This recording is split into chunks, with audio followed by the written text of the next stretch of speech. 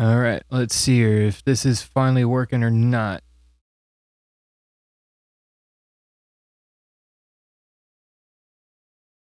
And if so, sweet. If not, damn it. Okay.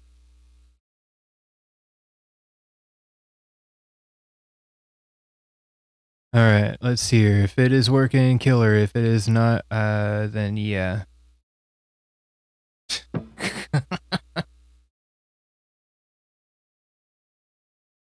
Oh, sweet. Okay, thanks. Shit. Yeah, I'm not used to this platform, so I have to learn it. I have to learn it. My apologies if it's a little quote unquote late. I swear I was on time. I pressed the start button on the program at 10:30, and yeah. Now I know exactly what the hell goes on with this, so my apologies if you've been sitting there waiting like, what the hell?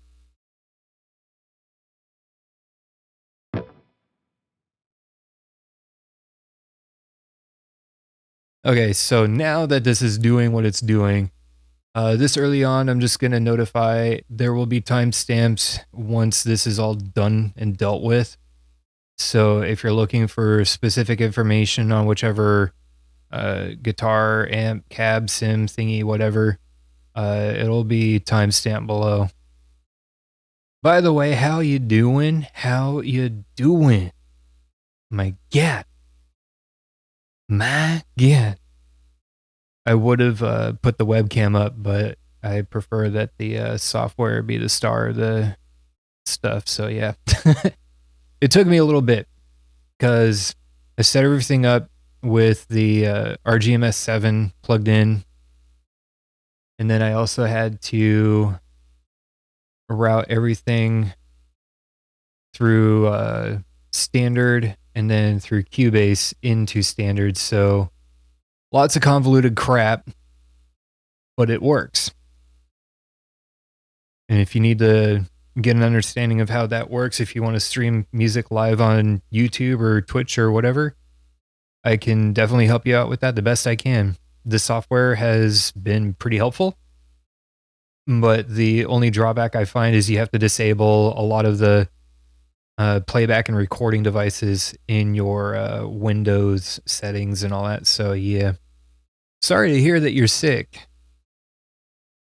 Hopefully, hopefully you're not sick for long, and hopefully it's not coronavirus. Hopefully nobody here at this point in the live stream or anybody that watches this afterwards has coronavirus. Because yeah, wash your hands, don't touch your face, isolate, stay at home, do everything you can to stop the spread. And if you're musically inclined, use this time to be creative or, take a rest. So that aside, uh, doing this as a live stream because my hardware, for whatever reason, likes to bottleneck when I record video and then start editing it. For whatever reason, I only get a certain amount of time editing wise, and it's just but yeah. I don't know what it is exactly, but I'm hoping in the near future, like towards the end of the year, I'm able to get everything figured out and update it. But in the meantime, that should work. And if I need to crank the volume on the guitar there, just let me know. And it'll probably sound slightly out of tune because I still need to do a setup and intonation. Stay as far away from people as possible, but still be close to them over the internet. Social distancing. And do not worry, Montana, because buffering is always a bitch.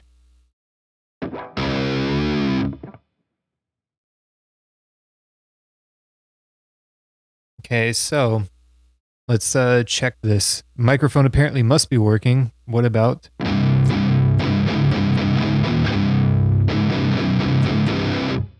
What about them guitars?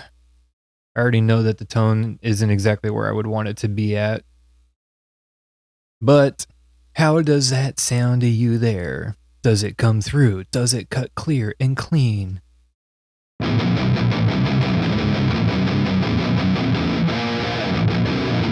Okay, sweet. Chug does go through. Yes.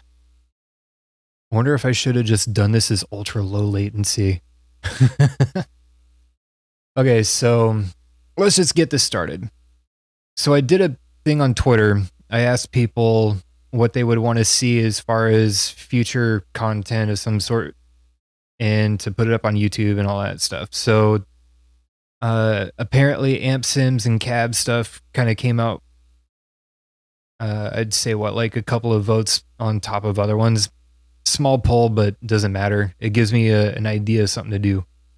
And because we're all isolated at home from Corona, kind of a good time to sit down and actually do this. And this is about an appropriate time to do everything. So I'm starting out using Emissary and Nader because I figure get the free stuff out of the way.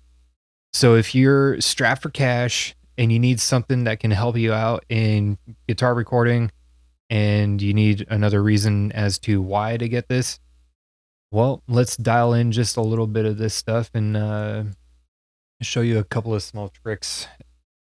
Bear in mind, the IRs that are on the right side are what are provided with the plugin. The IRs on the left side are ones that I've purchased or have found online and downloaded.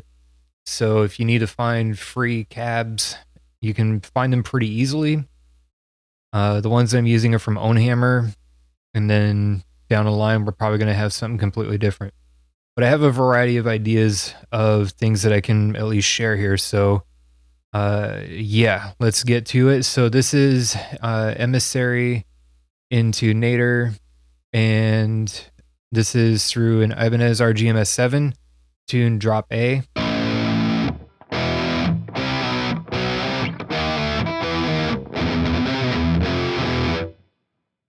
The other thing that you might want to do if you get this plugin, ooh, I have that icon. Get yourself a noise gate and put it in the front and make sure that your input on your guitar or on the channel that you have your guitar plugged into for the dry signal is adequate enough to send the signal into the amp. Because if you don't use a gate, you're just going to get all of that line noise in the background. And not many people are too big into that. Unless if you want to go like old school, like I don't need a noise gate. So one thing with this, and I don't know if it'll exactly reproduce the same as in other plugins that I've dealt with before, but one thing that some people I think tend to overlook with plugins in terms of amps is you can change the master volume and get a completely different tone out of everything. If you're familiar with actual amplifiers like tube amps or solid states, one thing that I can definitely say is dealing with your master output volume can actually change that tone. You can get a lot of bass if you dial it down, or you can kind of flatten that curve if you crank it. I don't know if it'll do the same here, but we'll give it a shot.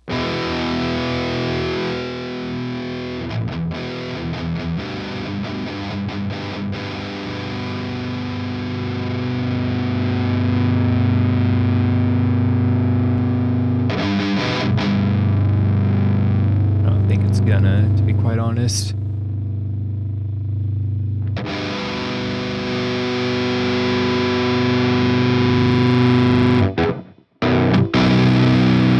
Yeah, I don't think it's really gonna do it with this one. I've observed it in other amp sims though, so I know that it's accurate in those, but yeah. Good IRs are essential with this plugin indeed, yes.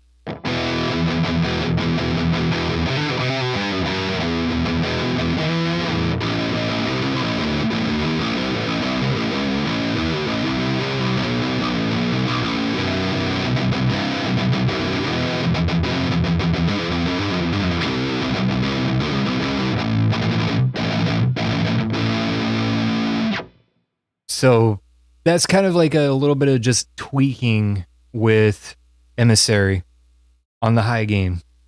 And now you can obviously, just do a little bit more and get the tone as you want it, see fit, yada yada. Some of these people that are hanging out with me here right now already know some of this stuff pretty well, and oh yes.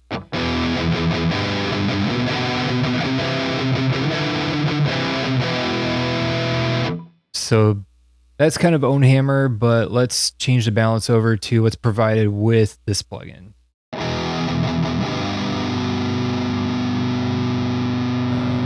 want to take that low pass and kind of bring it up just a little bit.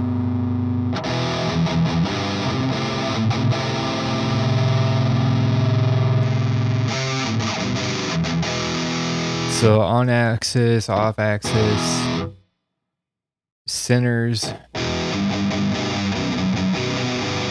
off axis, and these are different microphones, by the way. So different microphones in your IRs are going to have different responses because of the frequency curves that they're tuned for.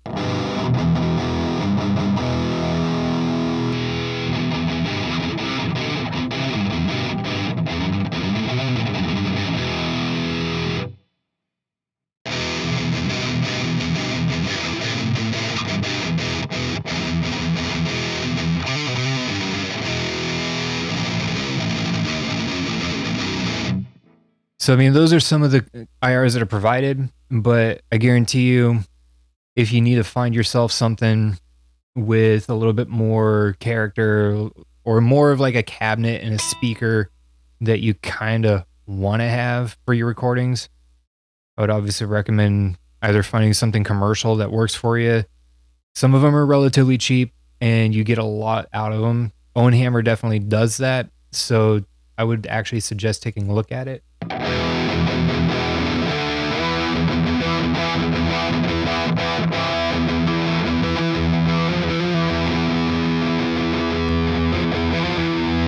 You see, I'm also going through these so that you get an idea on the fly how this kind of responds to everything.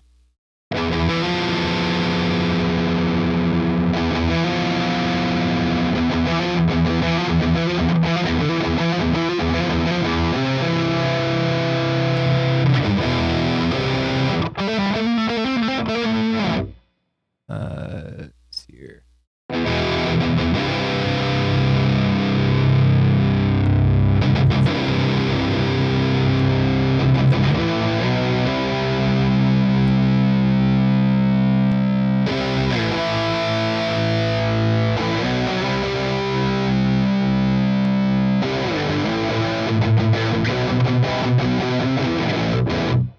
So yeah, one thing I can definitely say is there are definitely better IRs out there on the market that go pretty damn well with Emissary. It's just a matter of finding them. You're usually going to find some free IRs that actually have some form of quality to them, or that you can find a way to kind of tweak it a little bit and get better quality out of it without killing that signal too much. The other factor is commercial IRs. Sure, some people don't want to spend that money, but spending just a little bit can really, really sweeten up things a little bit more. Let's see here. Taking a look over at the side here. Friedman Pack. I need to look into that at some point, to be quite honest. Yeah, the room is definitely something that I need to learn to start using a little bit more, but not from within plugins typically that has it provided. I would probably wind up putting it towards the end part and then figuring out how much to dial in on it and whatnot. But yeah. Oh yes. So with that, just like a general basic thing with Nader and Emissary, we're going to get to the good stuff now, the commercial stuff. Not saying that Emissary's bad, not saying that Nader's bad, but we're going in for the meat and bones of this right now.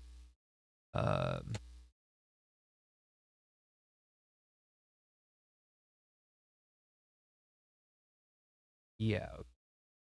Why? Oh, why? We need to get rid of this one, so apparently shortcuts don't work in a certain way. Okay, so out of all of that, Emissary, take a look for it. Free, worth it, for free. So yeah. Let's see here. Let us start out by replacing and starting out with Pliny from Neural DSP, because it is a plugin that not only does some crunch and some high gain pretty decently if you're able to dial it in. The cleans, however, are fucking phenomenal. Oh, demonetized. Wait, I don't even have monetization. It don't matter.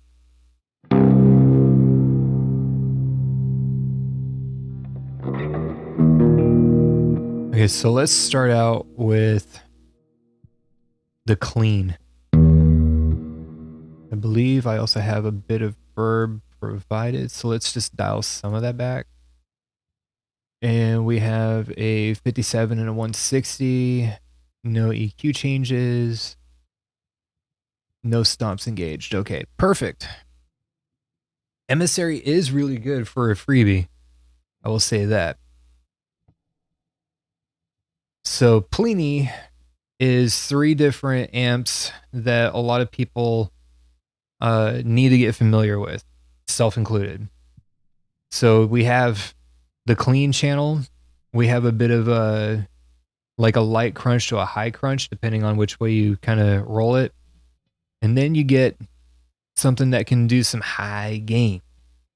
We're going to start with the cleans though, because you always got to know whether or not if an amp is good by its cleans the same as it would be with its gains.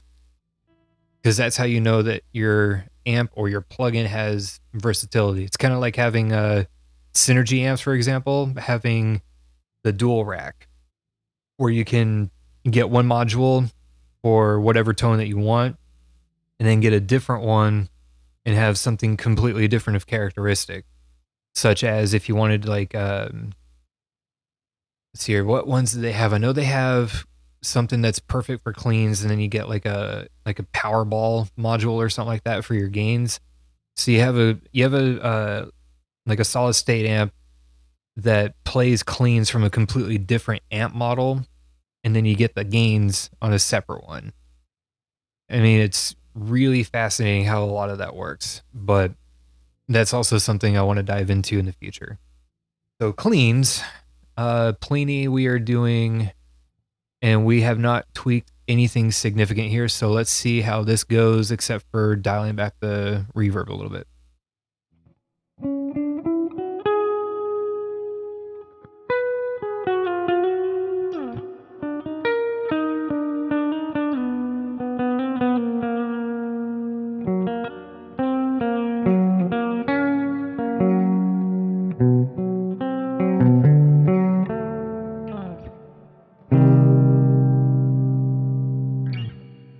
So that's just the base of everything. No tweaks to EQ or the presence. Now we're going to boost a bit of the presence just because that's kind of what I tend to do. Bring up some of the treble, a couple of notches up on the mid, a couple notches down on the bass. Keep the gain at the same spot. Clip these nails. Oh,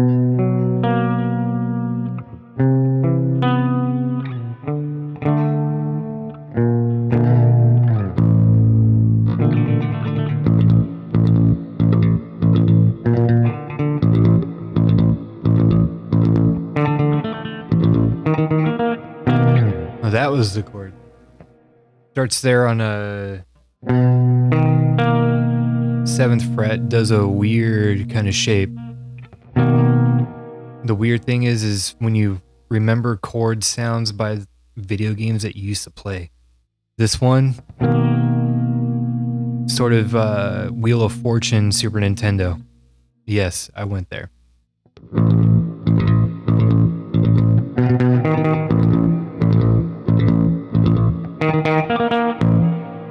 So a little bit of that, you get a little bit of the ambience off of that too, right? But now, in terms of Pliny Town, dial some of this delay back a bit, bring in some of that wetness again, and Okay, maybe just a little bit more. Bring in some of the tone, I think.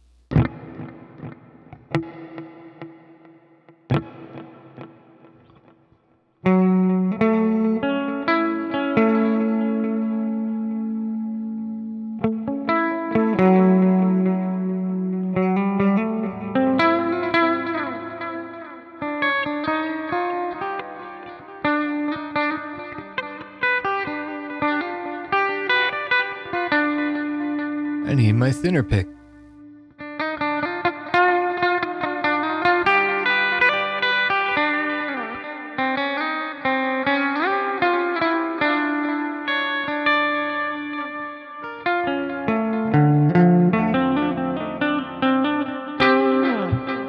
So that's a bit of the cleans, and that's just with a little bit of the tweak to kind of bring out some brightness.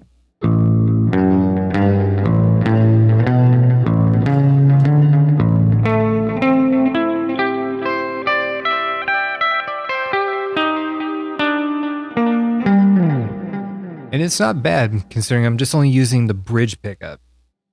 Now if I use the neck, full neck,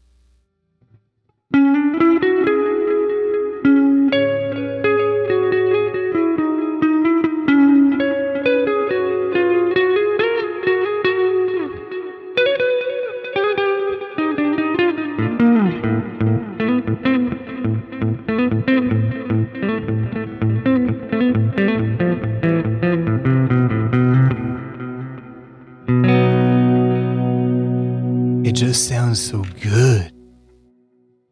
For now, let's go on to the next part of doing this little fun deal. We're going to go and take some of that verb down just a little bit.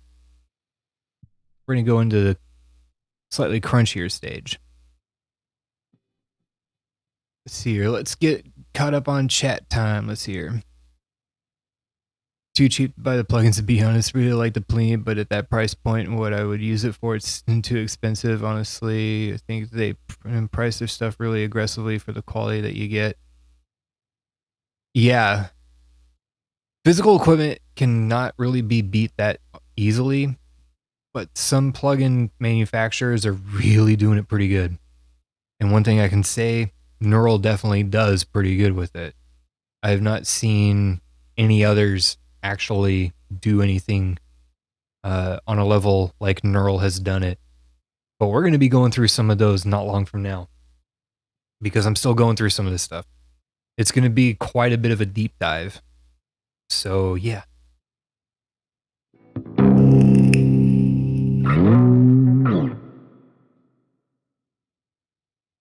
Every time I wind up having a short break and a bit of silence here, it's because I'm getting my nicotine habit in. My apologies.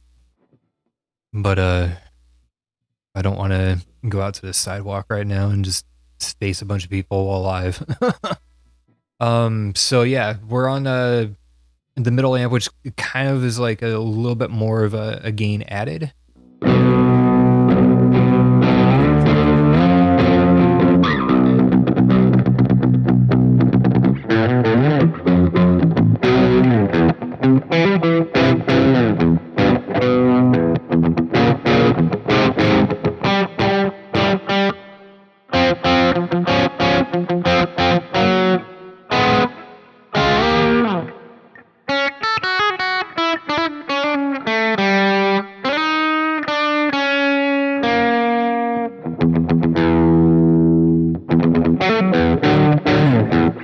So that's just on the bridge.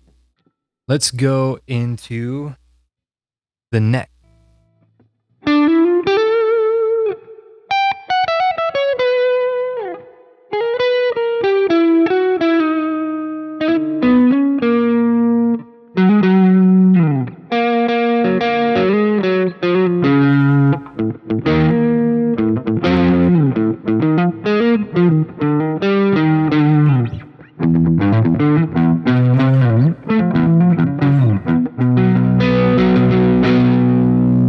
Just with everything at nominal. We add the bright in.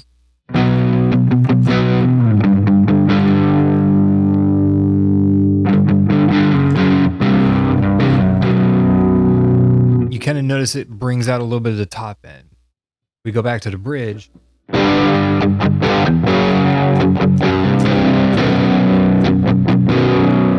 And it starts bringing in just a little bit more of that aggressive kick.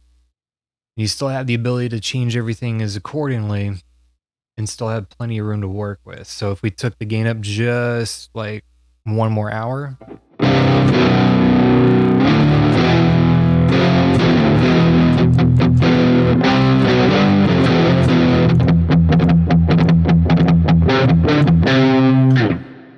and it starts sounding kind of more closer to a bit of the high gain-ish kind of a tone that people would typically go for.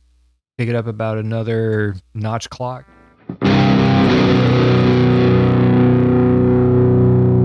And then say a little bit of presence, slight bit of treble, dial back the bass and the mid just a little bit, but not too much.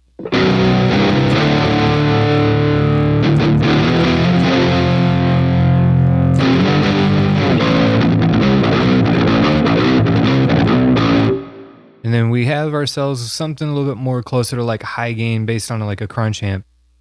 And then you can go into the front of everything, like everybody more than likely knows at this point, and just kind of like dial in your overdrive just a little bit and just give it a little bit more of a hit.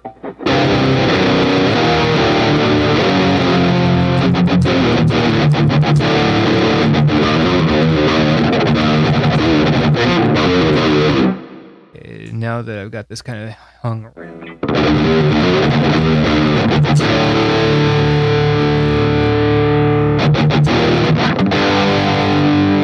And then just a little bit more treble, a little bit more presence.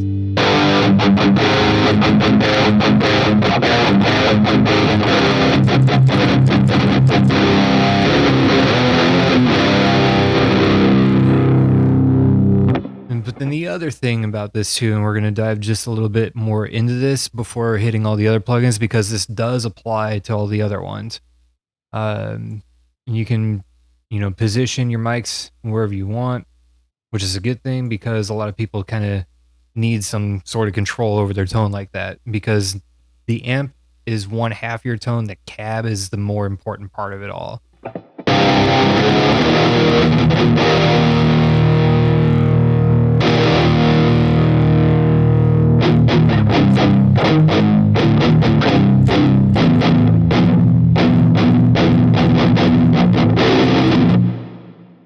And that's one of those things that I actually enjoy about neural plugins.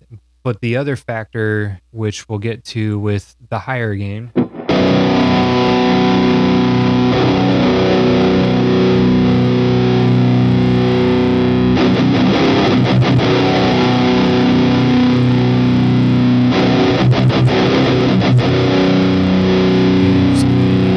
dial some of this back a bit.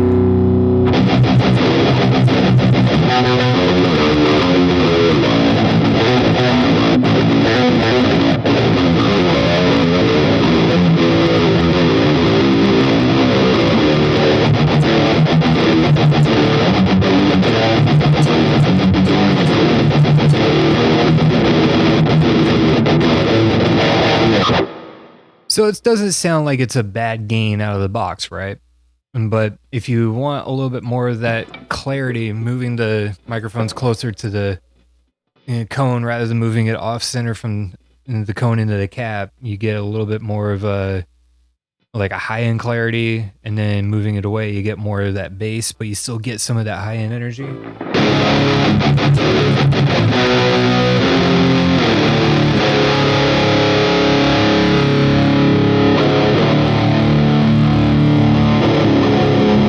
So you already know at that point, it just sounds kind of like there's a lot of mid, or at least like a lot of room to it, but it doesn't really have much of that top end information that you might typically want to get. So moving it closer in, say, wait, why are you not cooperating as easily? There we go.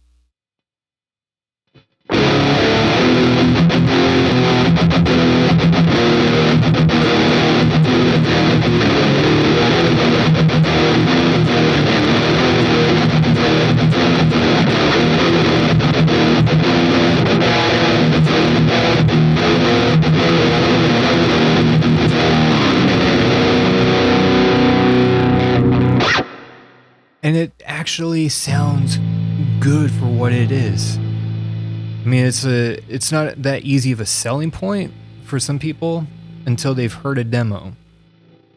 And then if they've also gotten their hands on the demo and tried it too, which all neural plugins have a trial demo that you can do for anywhere from, I think it's like 14 days or something like that, roughly. So it's ample enough time to give you a chance to dive in and really understand what the amp itself does.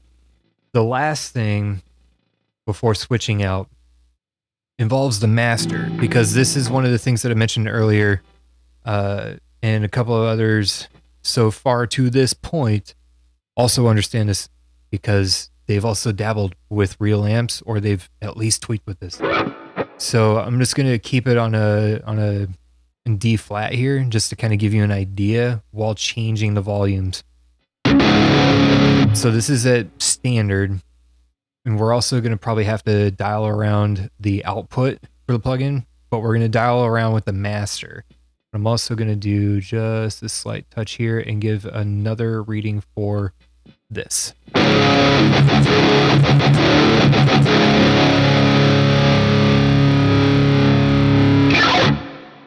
So that's going to be the bass tone that I'm working with everything at nominal for volume. Now, if you dial it back, say this much, sure, it's a little bit quieter, but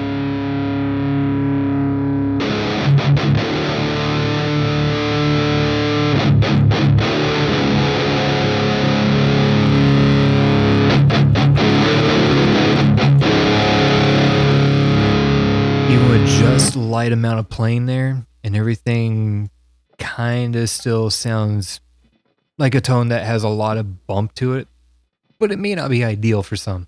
And now just a slight bump there. And on this end, I can already hear a difference from where I was just at. So comparing this concept from what happened at noon, dialing back to roughly like 10:30-ish, now let's start cranking this up. I'm going to try to keep this as sustained as possible with now a low A.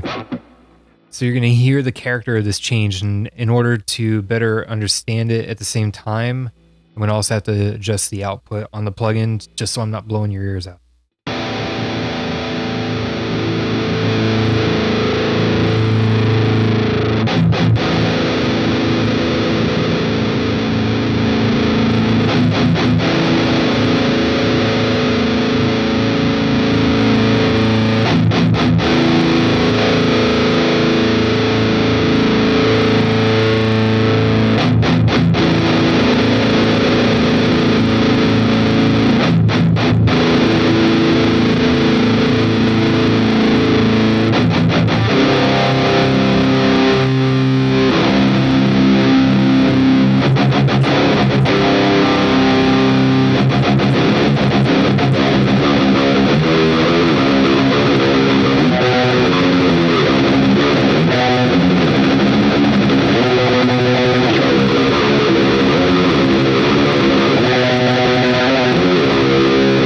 So you kind of already probably noticed there, while turning the main output volume of the plugin down, while turning the master on the amp up, that some of the tone that you would normally probably prefer to have in your sound starts kind of disappearing, while others take more prominence in that signal, such as you still get a bit of that high-end information there, but you're flattening that tone out just a little bit, so it sounds a little bit more like mid-heavy, and that bass kind of isn't really there to reinforce it as easily. So if you go for a tone from an amp like this without doing much in terms of the output or the master,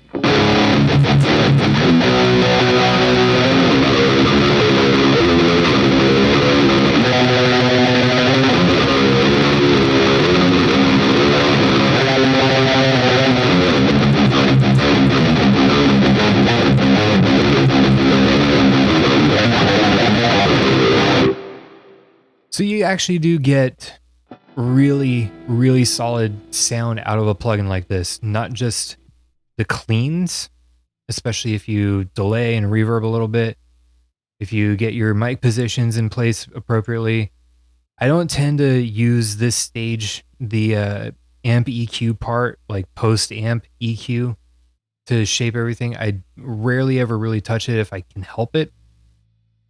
I always tend to stick to these parameters right here as close as I possibly can. And if I have overdrive, I'll toy around a little bit with it. So Pliny comes out really damn good for cleans, but it also has a good sweet spot for high gain distortion type stuff and a bit of a crunch. So if you have that plugin as a trial and you need to renew it, I recommend it. Otherwise, I also recommend buying it if you want some form of versatility. It may not be like a Swiss Army knife for amp stuff, but it can get you a pretty damn good close spot. With that, we're going to switch over to another one I've been kind of toying around with as a demo. At some point, I'm going to wind up probably picking this up. Omega from Neural. Yes, we've gone there.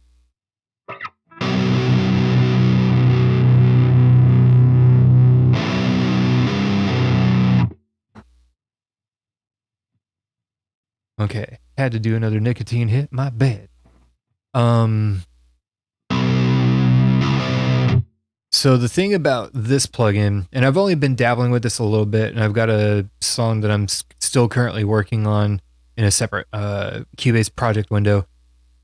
I've noticed how this plugin itself also matches up with using another one that we'll be pulling up not long from now as well. This was modeled after Mick Thompson's amplifier that he's been using for a little bit of time now, and it isn't bad. There's a bit of a flub to the bottom end, but if you dial out some of it and you put a multiband compressor right after it at some point and kind of like damp down on the on like that really heavy energy in the bottom end just to tame it a little bit, you actually can get a really damn good sound out of this. Like you already noticed right there right away, like if it's audible enough, it's really bass heavy and there's not really much tone to it. But that's also one of the other things about this plugin, this amp sim from Neural, that has a couple of extra steps to it. And here's why I'm going to go a little bit more in depth on this one versus Pliny. And I'm going to try to do this as fast as possible. The reason why that it sounds like this right out the gate is because that's kind of like obviously a default tone. But the good thing of it is you take some of that depth out, put some of that detail up, just a little bit of treble, maybe a slight bit of mid, pull down the bass just a little bit. It's a slight improvement at the moment. Move the microphone in just a little bit closer. I don't know why I should just start using that.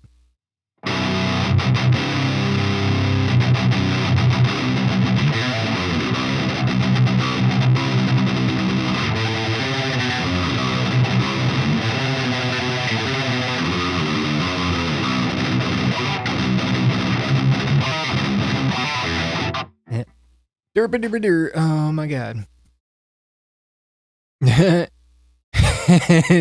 Try GarageBand on your iPhone through your earbuds. Oh yes.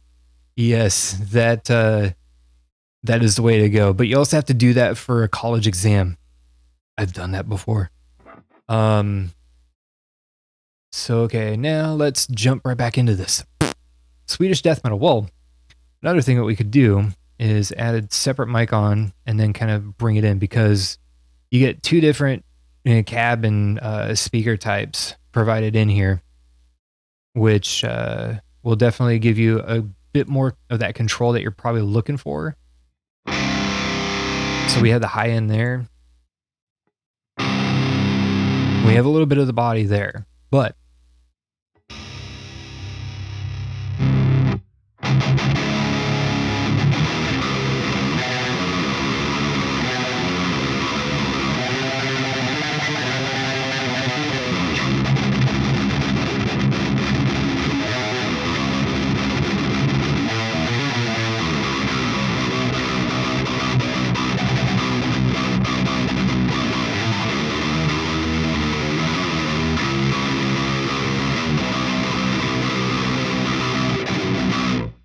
So it isn't that much of an improvement technically just yet, right? Well, you get an overdrive right in the front, completely new one that no other neural plugin has yet so far. It's kind of like how you would call like a coloring specifically of each amplifier and cabinet and your guitar tone. And it's a good thing to have a little bit of a variety.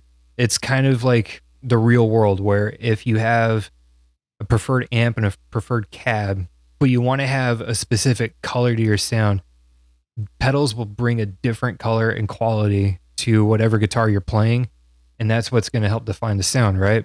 So having plumes right in front of this amplifier actually gives it a little bit different of a color and a different character than, say, the overdrive that's provided with Pliny, for example. Now it's just a matter of dialing everything in the way that you see fit, right? But then the other thing is with Omega, not only do you get just your typical EQ, your depth and your presence, basically your detail, your level and your master, and the ability to switch between high and low gain, you also have what feels like it acts as like a sort of like a mid-range definition booster. I'm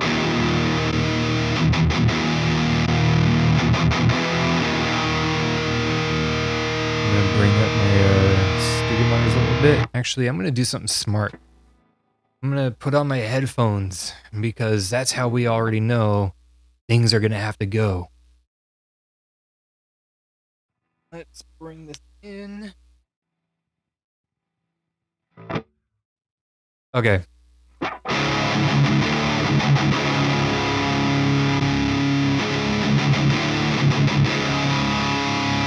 So you notice the difference with the switch down.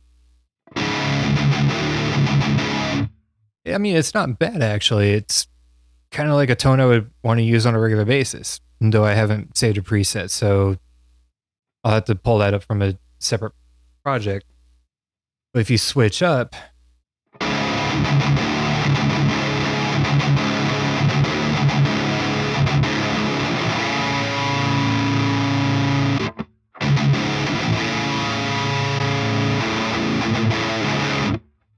so you kind of notice that it gives a bit more of a mid-range boost, or at least it just adds a little bit more thickness above the bass range. But that's not all to this plugin. At the bottom, 3 different tube types are emulated here. So you have your 6L6, you have your EL34, and you have a KT66. On a project that I have going on demoing this plugin right now, I'm actually using KT66 on a double track. And it more than likely, let's see here, if I remember this correctly, I'll give you like a rough example here of kind of where I have everything at.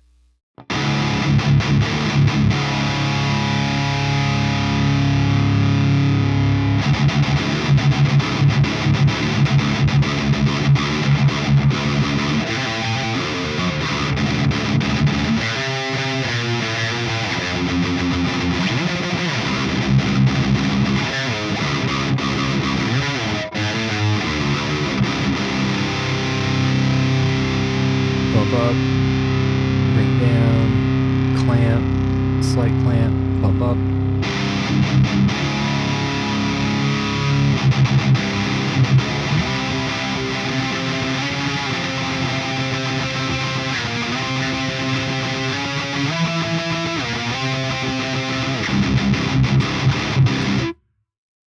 And with this kind of a setup, I actually enjoy that kind of a tone. It feels like it hits at home just the right way. And you still have the ability to kind of tweak around with an EQ to kind of shape your sound between the amp and the cab stage itself. However, I'm just going to dial this around a little bit more real quick and also switch the mic to be same speaker cab type stuff. Okay, so this kind of needs to go a little bit more closer on, bring it a little bit more.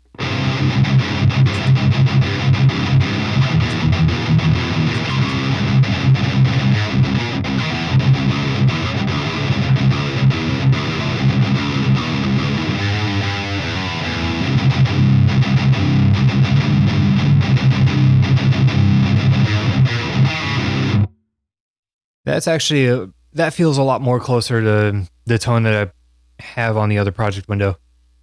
But all these kinds of things, like, they come in handy for a variety of reasons. You get different tones out of 3 different tube types.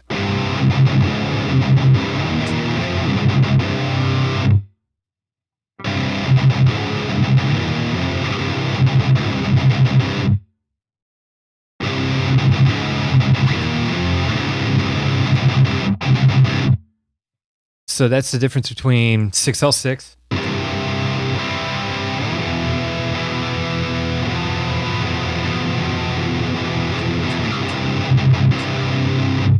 EL34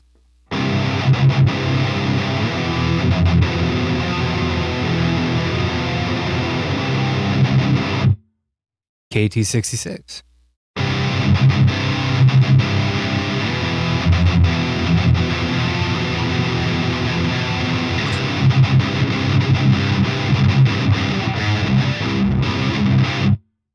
And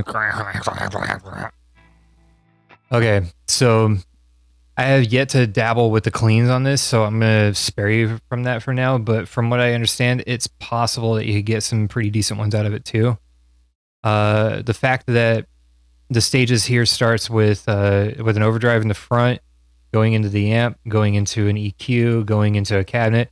The only thing that's missing from this plugin is no post effects like delay or reverb. So in your chain, wherever you set it up at, you're going to definitely want to put a delay and a reverb of your choice, or any other effects that you would prefer to have in post, just to kind of get that tone that you're looking for, especially with cleans. So with that, I'll have a demo of this musically, at least sometime in the next week, because I'm still in the middle of recording it, and I think I'm doing something else with it too, but we'll find out. So we went with Pliny, we went with Omega, now NTS. I just recently purchased this one, and I freaking love it. The reason why is it's pretty straightforward. You get a gate, you get 2 different overdrives, you get your amp stage, which is pretty much modeled after a Randall Satan from what I remember. And then you get just the cab stage, a few mics, and custom IRs, which, by the way, from what I remember, all Neural DSP plugins allow you to import your own custom IR, or just any IR file for that matter. You could probably fart into your microphone and sample that and import it into the IR loader. It may not sound exactly like the fart, but you can still probably use it and get a specific tone out of it. So, pro tip for sound designers. But it's pretty straightforward. It's just the cab, a few specific microphone types, and the same approach as everything else. But there's no effects in post, so no delay, no reverb, none of that stuff. This is just kind of like a straightforward, like raw, in your face kind of a thing. For me, I prefer to kind of use the grind and just dial it back a little bit. And then on the amp stage,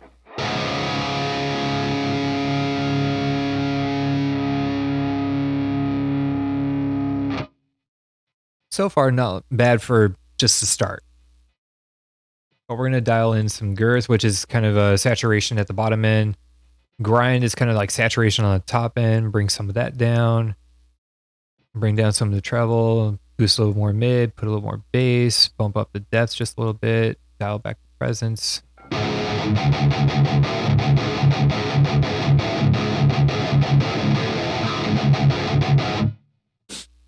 Yes, I just explained that. Yeah, it's kind of on a delay. My apologies. I put it at low latency. I could have put it at ultra low latency. And I would have had a much better time being about as real time as possible. If you want to see ultra low latency, press 1.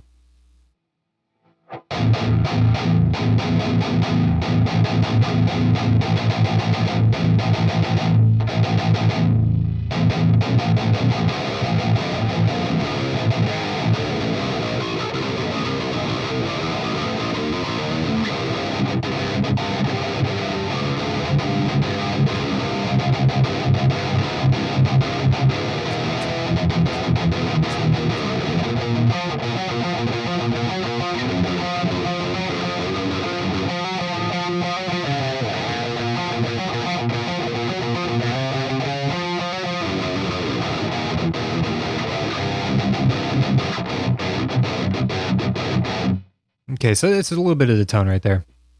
But we're going to just keep increasing a little bit of these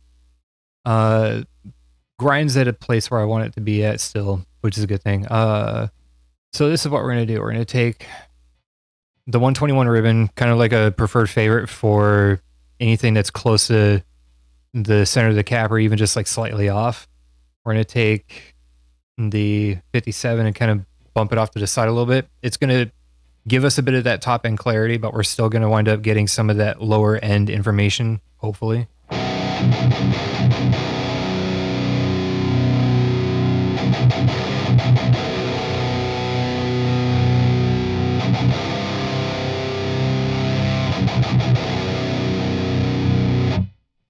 Now we need to kind of just tweak that back around a little bit. More depth, less presence.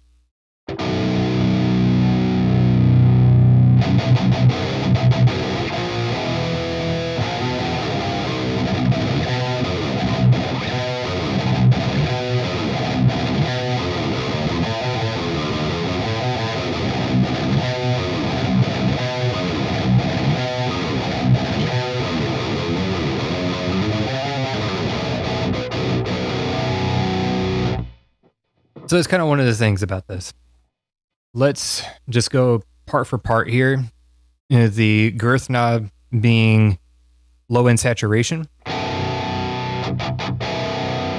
So you notice being all the way down to nothing, it's just really high end, shrill, trebly kind of stuff. If you go to maximum,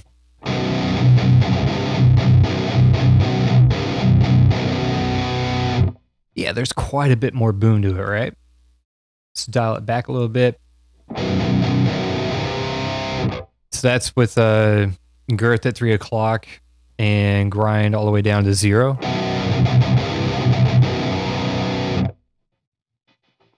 And now, complete warning, but grind all the way to maximum.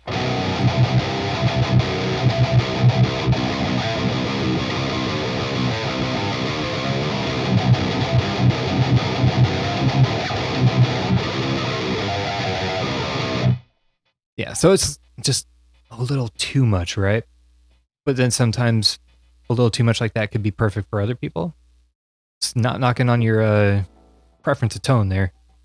So set it at about noon with the girth still at about 3 o'clock. Bring up a little bit more of the boom. Kind of dial it around.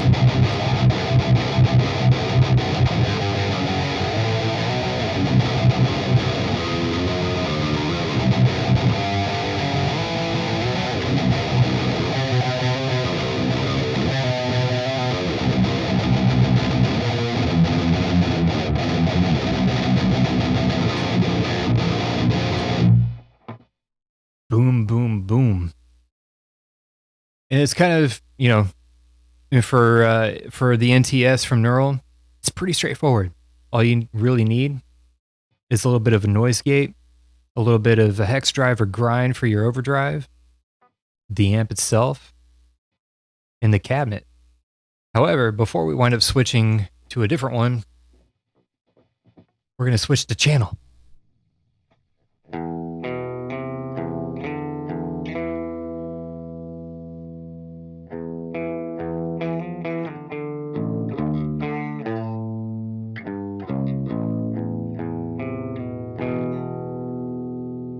So this is the clean channel. And the clean channel actually isn't that bad, just dry.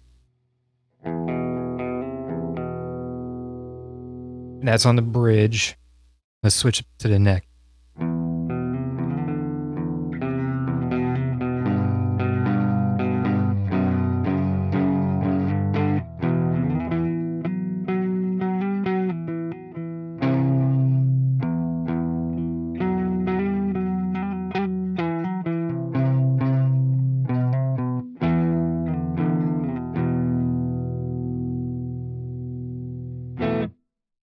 Which, for the bridge, doesn't sound bad.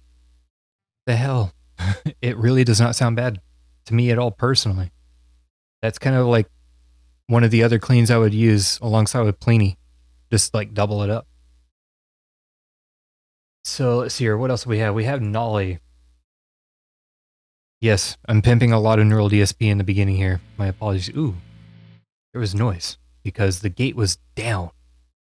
So one thing I know is some people are not really a huge fan of the Nolly plugin, but I can definitely tell you that there's a good reason why giving it a shot could be of benefit. Because you get yourself a clean amp in the front, you start going a little bit further up, you start getting other amps similar to like a 5153.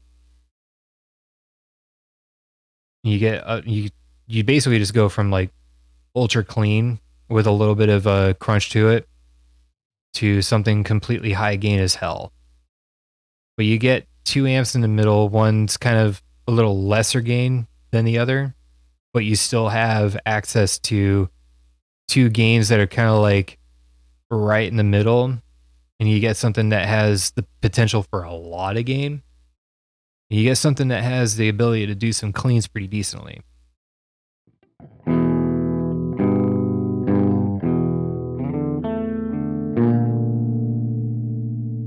Bear in mind, turn the gain down just a little bit.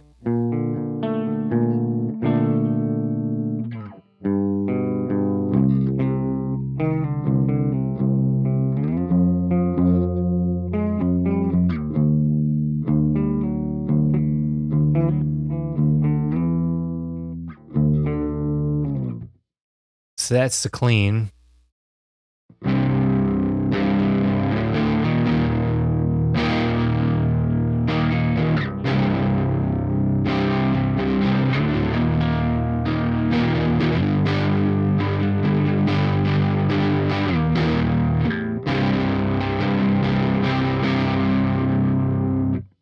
And that's one of the two other like mid-range gains.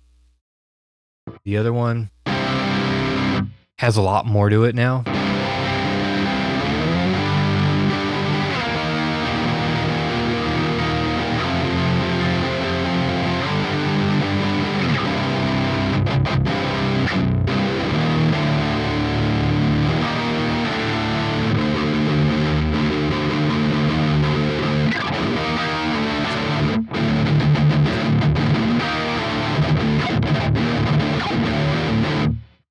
Which isn't like really bad. You dial in a little bit more and you got something out of it. Plus, feed it an overdrive.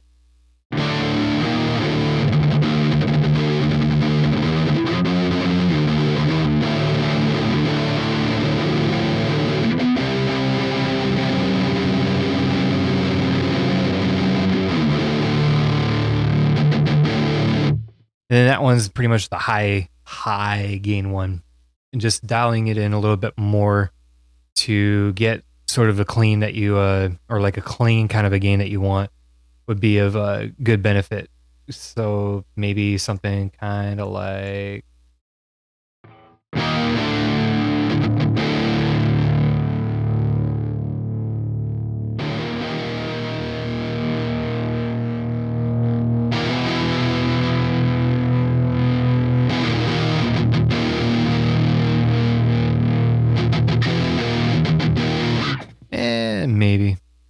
Maybe. I do not know. So I still have yet to deal with this one. I kind of prefer a little bit of this one and a little bit of this one. This one for if you want a little bit lower in the gain. This one if you kind of want like quote unquote all the gain.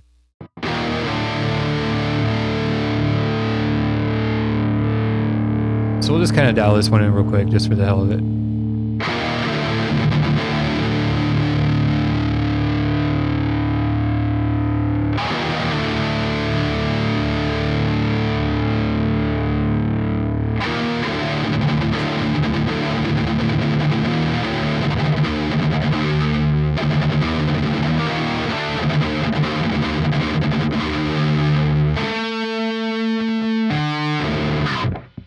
I mean, it actually is not a bad part of it. The one thing I can say is also that tone is lent to you by 4 different cabs as well. So if we go into the cab section, you already see what it looks like. you already noticed that you have a lot fewer microphones than you would in some of the other ones, but you still have the ability to load a custom IR in, so make that a selling point. But yeah, so you get 4 different cabinets just out the box, but you also have those microphones available to you. So I don't know exactly what these cabinets are modeled or captured as, but you get some really, really good sounds out of them. That's the ultimate thing. If we were to turn on this one and load a ribbon onto it and just kind of get it close enough, and then kind of bring this one in just a little bit and dial the volume back just a little bit because I don't want that one to be too powering. Or maybe I need it to be more powered because maybe I'm being stupid.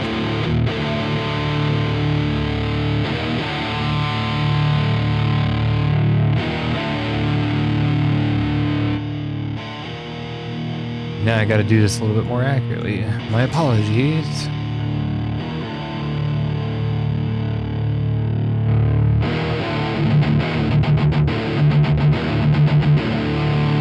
Okay, so as long as we have these microphones in a position that we prefer to kind of have them in, they should stay the same if you change around, like so.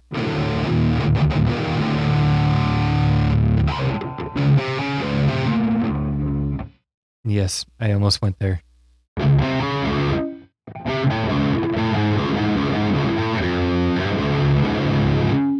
then I almost went there again.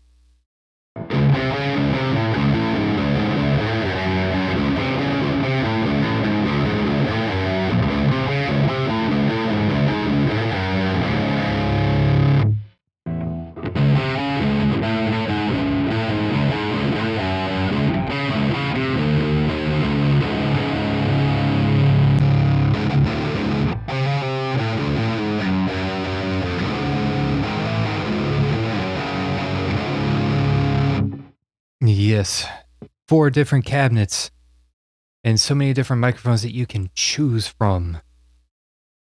But you also still have an EQ stage between your amp and your cabinet, which actually is very helpful if you're, again, wanting to shape things around. If you want to take out some of your anywhere from like NEK, any standard H, if you want to boost it, you just dial in everything here the way that you feel like you would see fit. Tweak the bands appropriately here. I don't know if they've updated the Nolly plugin, but if I mouse wheel up, it goes down. If I mouse wheel down, it goes up.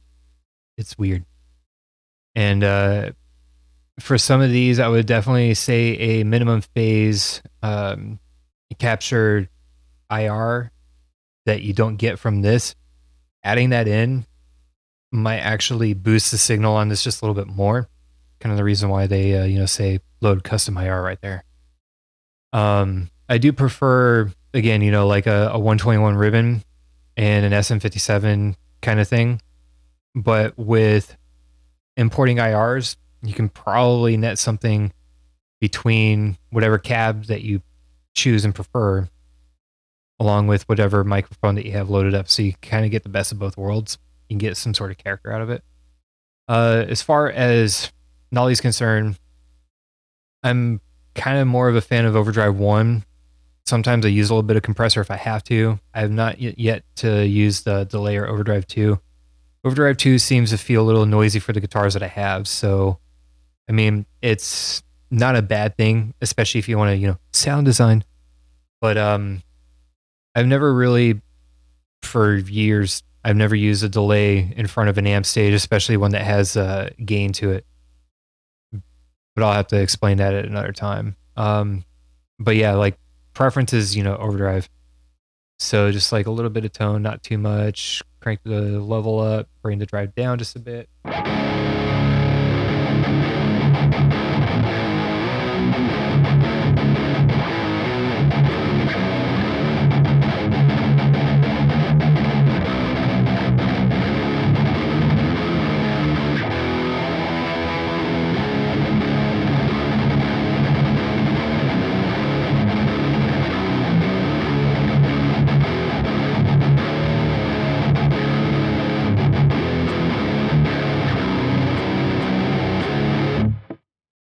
mean, it may not be noticeable right away, but when you do certain things, you always get a different result just like the minute amount of tweak.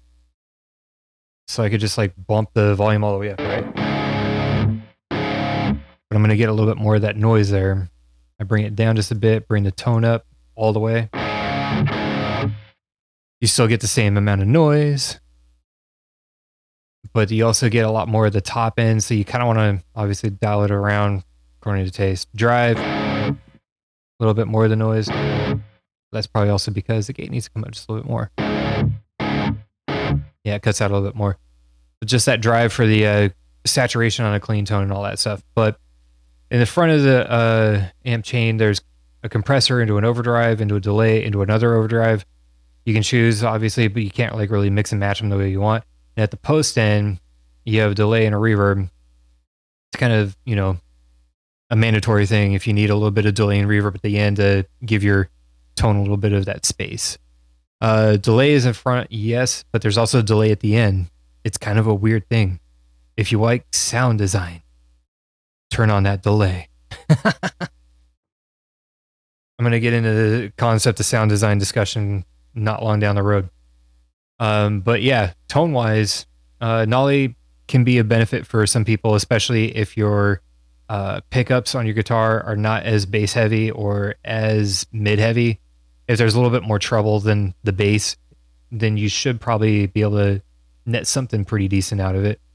But it still has some pretty good potential. I think a couple of small tweaks here and there while playing back something that you might have recorded might actually help out in delivering that tone from one of these 4 amps that you might be looking for. I would recommend this one if you want to do a lot of power noise or whatever that genre is. If you want to get that nastiness going on. Sound design. So with that, we're going to go up into, let's see, we've already done Pliny and Omega and NTS and Ollie.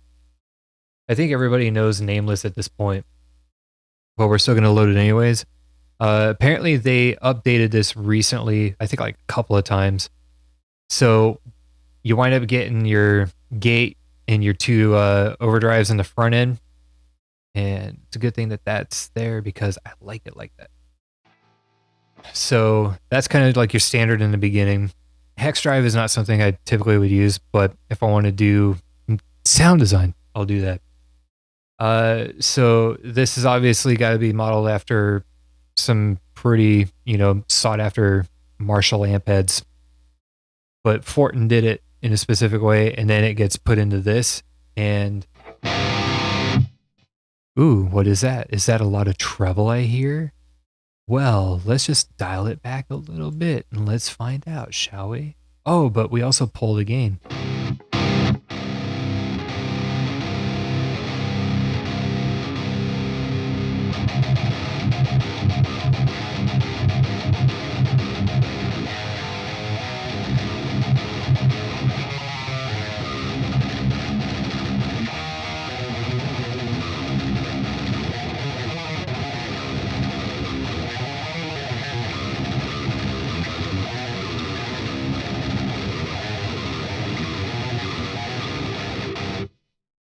Way too much, but dial it back a little bit with that.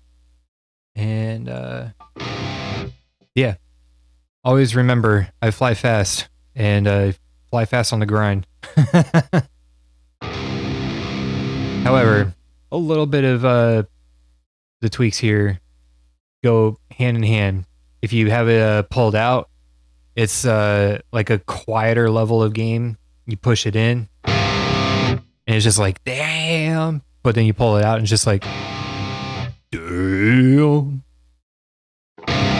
So if you push it in,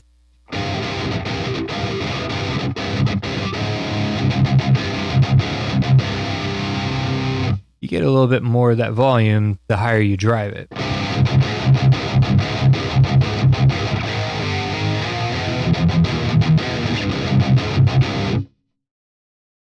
And yeah.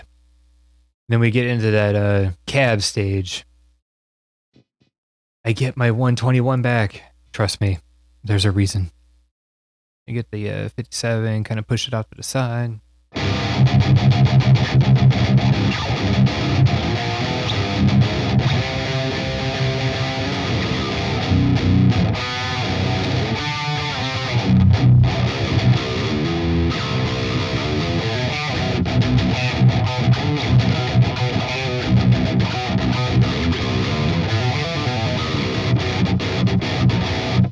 Bam, bam, ba bam.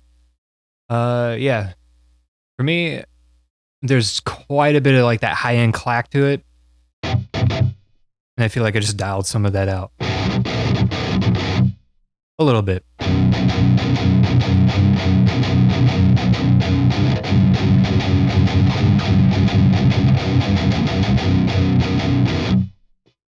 So you kind of hear that it's really bass heavy in the chug part, which is an important thing, by the way. But then kind of like tweaking everything around, dial out some of the treble and the presence a bit, bring up some of the mid. I get some of the body in there, and I don't get too much of that harshness with just those settings alone.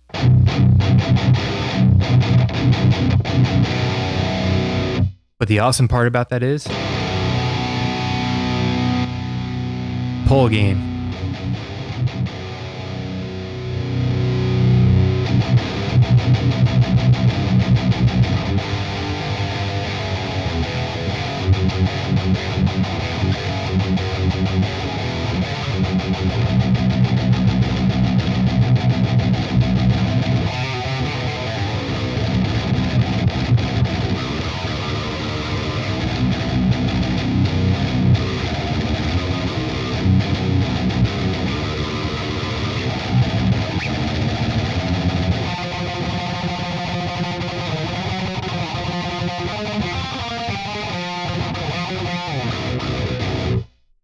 Yeah, it's totally worth shredding on. I can definitely say that. The amp also has the ability to do cleans as well. That's something else I need to dial in at another point. But Zool, Hex Drive, and Grind, 3 pedals, I think Neural needs to implement as an option in every of their plugin. Just saying. Because they're that good. I mean, even though I'm not like a big fan of the Hex Drive, I'm a fan of the Grind, aside from being a fan of the hiccups at the same time.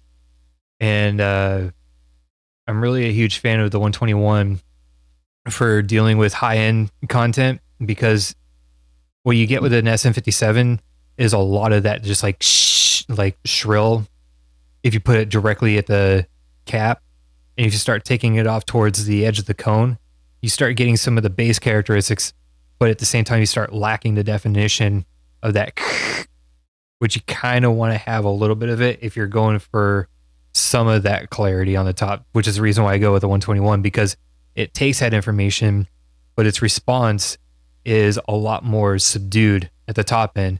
It allows for a lot of it to come through, but it doesn't sound as harsh. And that's the reason why I kind of like to pair the idea of a 121 with the 57, but the 57 not being on the cap. That way then it doesn't hurt and I don't have to over EQ anything in post. And there is that, yeah. This is definitely one of those sexy amp VSTs. I think you should get it. If you don't want to get this one specifically just by the look or whatever, get the NTS. This is speaking in high gains. Another one to bump into real quick, Abasi. This was one that I tried out offline before doing all this stuff. And if it'll actually load, would be great. Oh, come on now. Okay, so with this one, let's resize the window just a bit.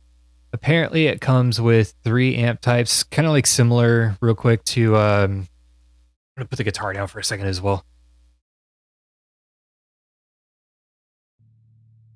Give it a quick break because I'm not really going to play on this one. I'm going to at least speak a little bit about why.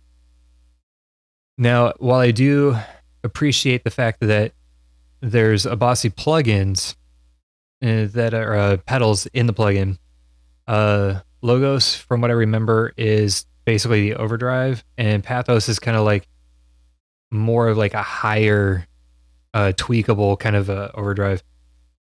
Now, engaging these with any of the given amps that are provided, this one obviously would have to be a kind of like an approach to the clean tone. This one's sort of like that mid range or like the high gain, and then this one I think is just like a high gain on steroids or something like that. And it goes into sort of like a yellow, orange, gold plated kind of a EQ thing. And I think the EQ curve on all of these is set the exact same for all the guitar based plugins.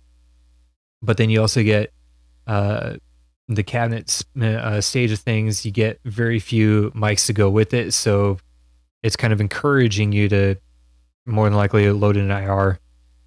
Um, and then for the end part, the Kronos D and the Kronos R, delay and reverb. I have yet to tweak with those, but I'm going to speak about why I wasn't really too big on this plugin as far as guitar tone is concerned, for now at least. If I have more time throughout the remainder of the week, I'll give you an idea as to what I think of it later on. I wasn't really too big on this because it felt like some of the sound was a little bit more kind of like saturated at a certain point, and trying to dial things down in order to get something to resonate cleanly, it just wasn't as easy as I would hope for. And I think there's a little bit of the reasoning behind it as to I probably dealt more with tone and compression. So Logos being a compressor, Pathos being a kind of like a drive. I didn't really get an easy, clean enough sound out of that stage of things. And then feeding it into, I think it was this amp I was trying out for high gain, and it just sounded like it was too much. And I couldn't dial it back enough to be able to get it to where I wanted it to be at, to the point where I even had to tweak with some of the parameters in the EQ stage. And then having everything adjusted accordingly, like my SM57 where I need it, my 121 where I need it. And it still just didn't really resonate with me as a plugin.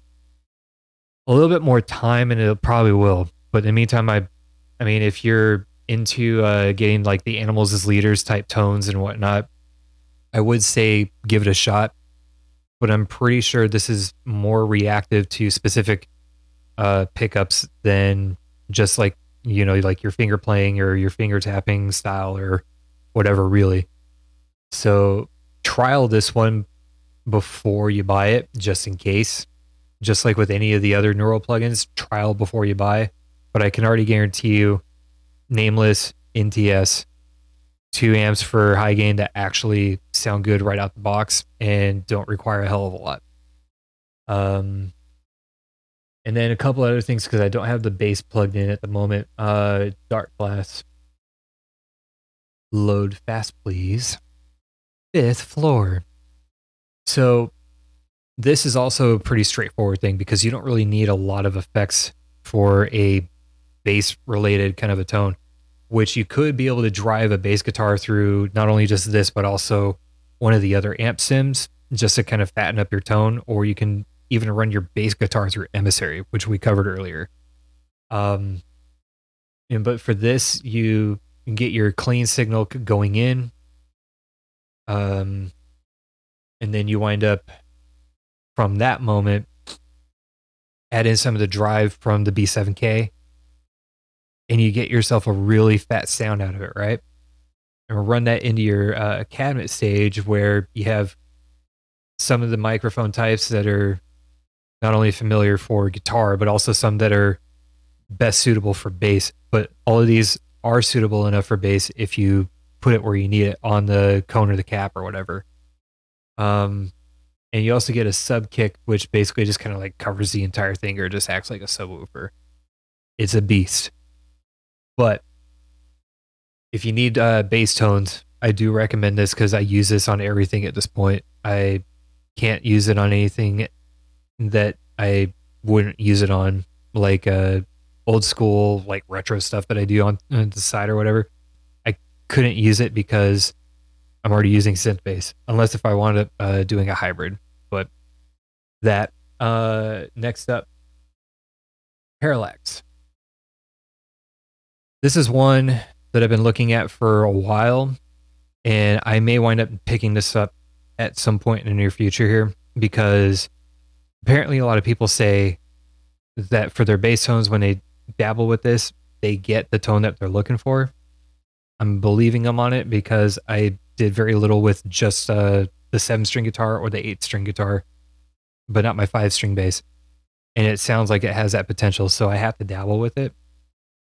But this is a little bit more of a different approach because it's not really, like, it doesn't look like a cab specifically, but you have mics and you have the ability to load in your own IRs. You have the ability to dial everything in accordingly, at least, to get what you want out of your sound for this. So I'm pretty sure this is going to be a rock solid, kind of thing to invest time into. So we're going to go with that. At this point, I believe that goes through all of our neural DSP that's available. I think that's legitimately everything that's on the market that they have to offer in terms of a plugin. Now we're going to start going through a couple of other things, stuff that some people may have questioned about in terms of their other stuff. So Amplitube for Macs.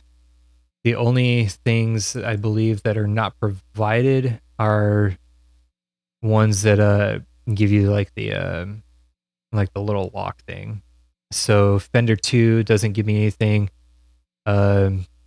Cowboys from Hell, the Dimebag Darrell bundle. There's only 2 things amp-wise that are there. So he's basically using a JC120 and then I think that was like a Randall amp or something like that. But those 2 are locked. There's a few other ones that are provided as well, I'm pretty sure, that are also locked. I get Slash, but I don't get Dimebag. Okay, that's kind of weird. Leslie, there's 5 locked amps. Jet City, Galley Kruger, Engel, Dr. Z, Arvin, Brian May. Okay, so the 2 that are provided under Brian May are also locked. Ampeg 2, those are locked. Ampeg, I get all of that. So yeah, there's a lot out of a lot of the amplifiers that are provided in terms of models in Amplitube 4. You get, like right out the gate if you go for the Max, but you still have to kind of buy into some of the other ones. And one of the reasons why I like this plugin specifically, and I've used it before for a few things like demos and whatnot, not only do you get the amp model, so like say if you wanted something like I believe the T is kind of like a Marshall dual rec type head, and then the V, okay, need to put in the gate there because they're this is sort of kind of like a 5150, but for some reason this gives you like the bottom end of the stage. And if you switch it to the T model for the EQ, you get the presence, which typically I think that's what more people are going for, presence, because you want more of that top end rather than the bottom end information, unless if you're doing chugs and you got to really crank it. But you get a variety of different EQ models between tubes, solid state, vintage combos, and so forth. And you also get bass EQ as well for whatever bass you end up using, which is a good thing because you get a lot of that difference to kind of mess around with. And the other factor that makes this kind of one of those things that I enjoy as an idea for being able to dial in guitar tones is the amp model power supply slot. So you get differences between 6L6s, EL84s, EL34s, solid state, KT66, and all that kind of stuff. And you also get it at different ratings for the watt and all that kind of stuff.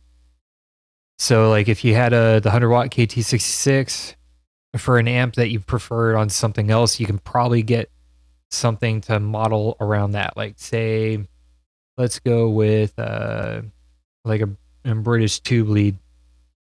But we don't want that specific EQ model. We want something like the modern tube lead. And then we wanted to customize the cab or like the amp head's tube part or whatever.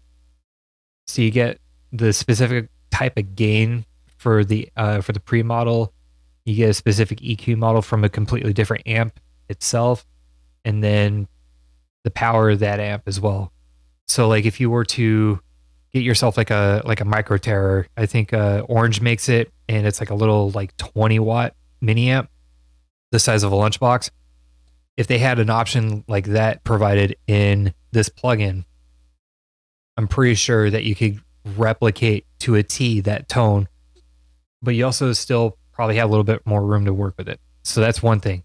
The amps are large in choices, but it depends on what you buy into as far as this is concerned. I think like the maximum is like I want to say it's like $400 or something like that if you go for the maximum, but you still have to buy a couple of things from the shop in order to unlock the full potential, which isn't a problem. I appreciate the flex on that, but when I bought the Max, I thought I was getting legitimately everything. Nope. So buyer beware on that, but it still is a good plugin. Are they 20 or 15? I think they're 20s. I don't know if they're 15s. Stomp wise though, let's keep moving this along because, you know, we're going to be moving this along pretty well. As far as our stomp stage, and you get another thing I'll go over a little bit later on. Stomp stage, you get a variety of different things from different names and suggestions and all that. You get your delays, you get your distortions, including overdrives. You get your dynamics, like two compressors, so it's pretty basic. You get 7 or 10 band EQ. You get filters, including wahs. You get fuzzes, which they should get one, the Legend of Fuzz. You get your chorus, your flanger, tremolo, phaser, and kind of like vibrato type deals and whatnot. Yeah. 20, yep, 20. Pitch, which includes harmonizers and kind of like the Digitech whammy pedal kind of thing. Acoustic sim for if you want to try to simulate that, which I wasn't really too big on that, but I think it might be beneficial for some of those who may even be using like acoustic electric, or if you have like the right pickups for it, if I remember correctly. Then you also have your utility for volume and swell and all that kind of stuff. So those are some of the stuff that's provided stomp box wise. I think even at like the basic edition of amplitude. Then you also get stomps from Ampeg. I'm gonna assume that some of these are more meant for bass because you got to assume that Ampeg is also kind of like hey, let's deal with bass. The Brian May pack also has a few, and they're locked because I didn't buy into that, or it didn't come with the Max bundle. Buyer beware. Same thing with the Dimebag Daryl. You get 6 and 3 EQ. You get noise wah and flange or doubler. Fender has a few things, which I'm assuming are modeled after some of their legendary and vintage approaches to the effects that eventually were modeled by other people and then taken upon them to build more. OCD by Full Tone, I'm not sure what that is. I'm just going to assume that's a overdrive. Morley has a wah. Seymour Duncan has a power grid and a shapeshifter. I believe power grid's like their overdrive / distortion pedal. As far as this is concerned, the shapeshifter probably, I'm assuming, is kind of like another filter stage of some sort. Slash, you get a delay, booster, gate. Octo Blue, I'm assuming, is like a kind of like an octavizer. Cross chorus and wah distortion. T-Rex got a couple of things in there. Mudhoney, that's kind of reminded me of a grunge band from the 90s, like right around the time that Nirvana got popular and all that. But yeah.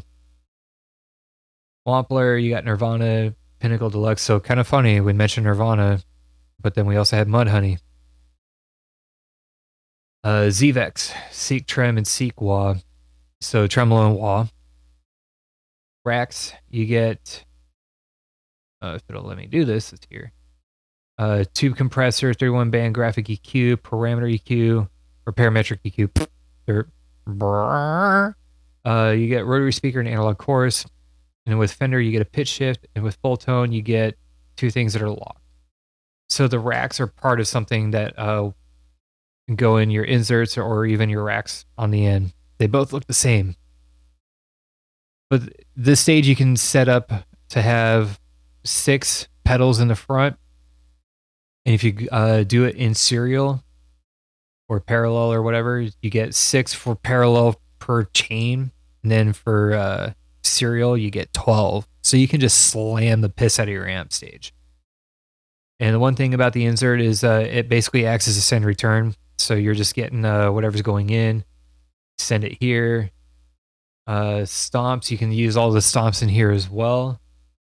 And you can use the racks right here specifically. If I remember correctly, this plugin does not allow you to import third-party VSTs into it to utilize preferred effects that you would use outside in the chain.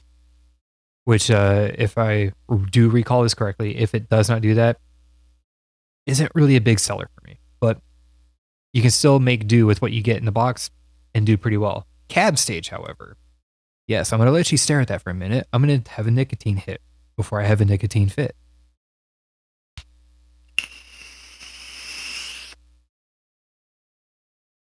Yes. Okay. So the cab stage here, you get 5 different options, which include your mixer, your room space kind of a volume that you get from, like, if you were to have overheads to capture like a room tone. You get the microphones, which obviously are placed where they're at, and you get the cone, which from what I remember, or not, yeah, like the speaker. So you select them. Your cabinet stage right here, for example, if we had the deal off to the right.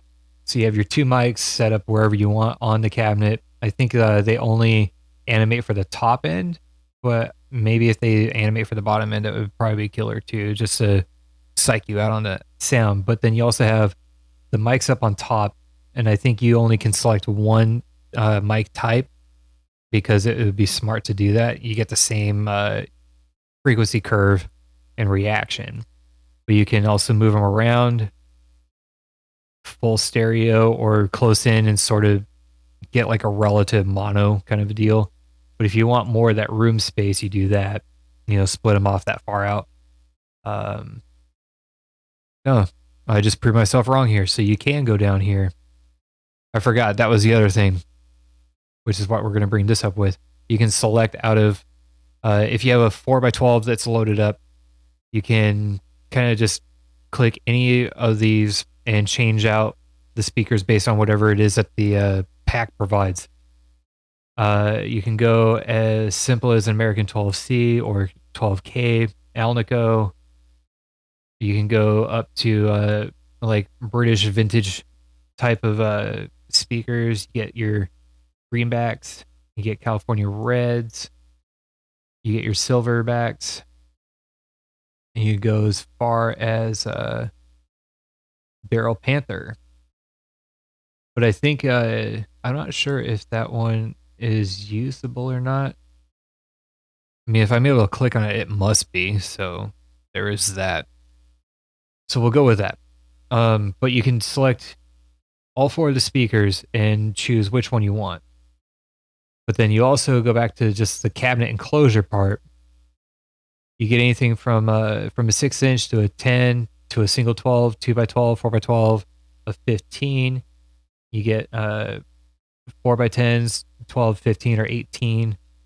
Then you start going down the list and you get even more and more in depth with all this stuff. So you get like the SVT series from Ampeg. You get some of the other ones like the 8x10, which you have to, paywall. Brian May had a couple of 2x12s and a 1x6. Carbon has a 2x12. The Brit collection has 4x12s. You get the 8000, 9000, the 30, the silver, and the red pig. You get a 4x12 Daryl and then you get a 2x12 JP Jazz, which basically is the Roland JC120, which is a really damn good amp, by the way, for cleans, because it also provides some chorus. So if you want some chorus on that amp, JC120, just saying. But you just kind of dive through these, you find out you get like 12s, you get 212, 412, 15s, all that kind of stuff. You even get apparently like a custom 3x10 in there from the Fender to Bandmaster there. Gallion Kruger, you get a 1x12 MB. You get Leslie speakers as well. Marshall, you get the Slash edition 1960 AV and BV. You get your Mesa Boogie here, 112, 212, 412. Some of the good stuff for real. And then with Orange, you get the 112, 412, all that kind of stuff, and you get an 810 for bass apparently. So that's a good thing. But that's kind of an idea of like all of the stuff that you get as far as some of these cabinets are concerned. So you get a lot of variety for choice. It may not be neural, but this is definitely something that will provide you with many options to tweak, including closebacks. I think some of these also might have been open back somewhere, but some of these they will fit the tone appropriately. So like metal T1, T2, T3, and each one of these kind of opens with different speaker configurations in them. The F2, so you get like a metal grill kind of a thing. You go with a high amp, and it's kind of like the old school kind of vibes. You get your closed 75C. You get a closed JC or a J120. I'm always thinking JC because that amp. Open vintage combo kind of thing for a 2x12. You can also still for 12-inch speakers, if you have, I think 2x12 or higher, maybe a 1x12, you just might be able to still change the speakers to the configuration of your choice here. So there is that. And then, yeah, with that, you have a lot of potential in this. And I'm just going to say that outright. Onward to the next plugin. Let's see here. So we've already done neural. We've done amplitude. One that I think a lot of people may have looked over, PV's Revolver. Looks like I'm having an excellent connection, but I'm also buffering a little bit on this end. Let's make sure I'm doing things right. Yeah. I'm just gonna go 144p on my view on my thing here. My apologies. Okay. So Revolver was a plugin that was made by PV quite some time ago. And one of the reasons why it's in the hands of somebody else, I think, is because PV didn't want to do any upkeep to it, and they had some sort of consolidation or something to that degree. But you're getting a pretty good quality product out of this if you kind of remember everything that we went over with neural DSP stuff. This kind of takes some of that stuff and gives you the ability to still do something similar. You just won't get the good cab sound, but you can probably get it if you put the amp stage of this in front of a neural plugin for the cabinet, or you just get an IR loader. Some of the models that are provided are based off of some old vintage stuff. This kind of reminds me a bit of like a very basic like an AC 130 kind of a thing. So kind of like a class AC 30, something like that. I don't remember. But you also get a chance to right click and choose different amp models right away.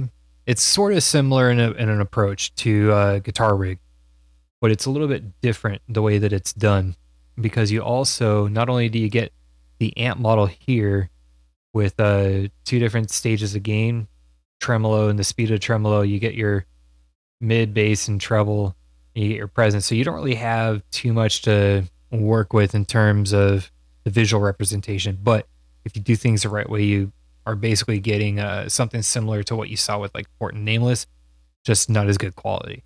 But the other thing about Revolver, aside from having a variety of speakers as well to kind of go around with, so you get a list, but a lot of these are kind of hidden behind a paywall. They're relatively cheap as far as the cabs are concerned, from what I remember. The amps, they do kind of add up.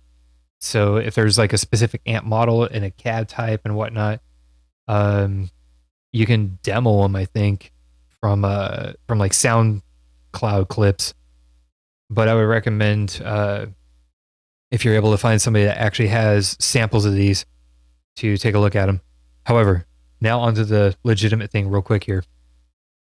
Your amps also have a schematic built in, and with this schematic built in, you can go in and dabble with all of the parameters.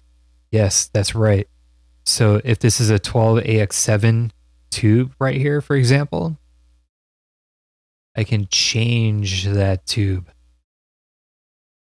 I mean, it doesn't have that many options as far as it's concerned, but you can change your tubes wherever they may be at.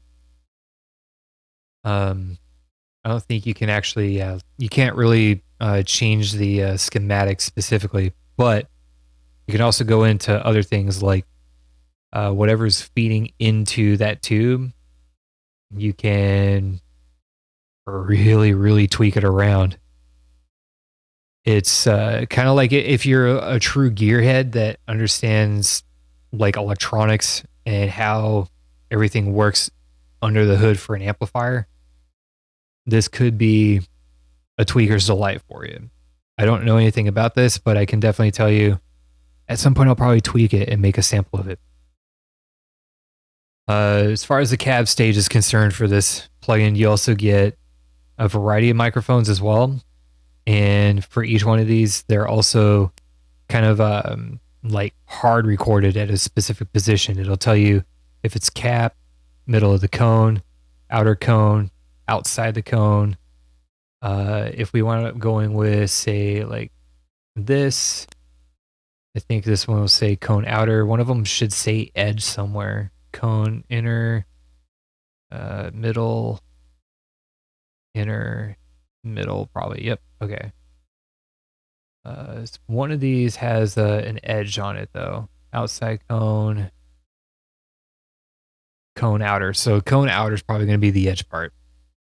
But you get what I mean. You get a lot of these. If you load up some of these though, it's going to show you a D there, and it's going to give you that test tone because it's demoed. You have the paywall behind it.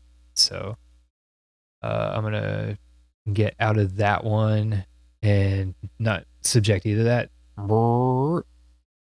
But there's a few things to it though.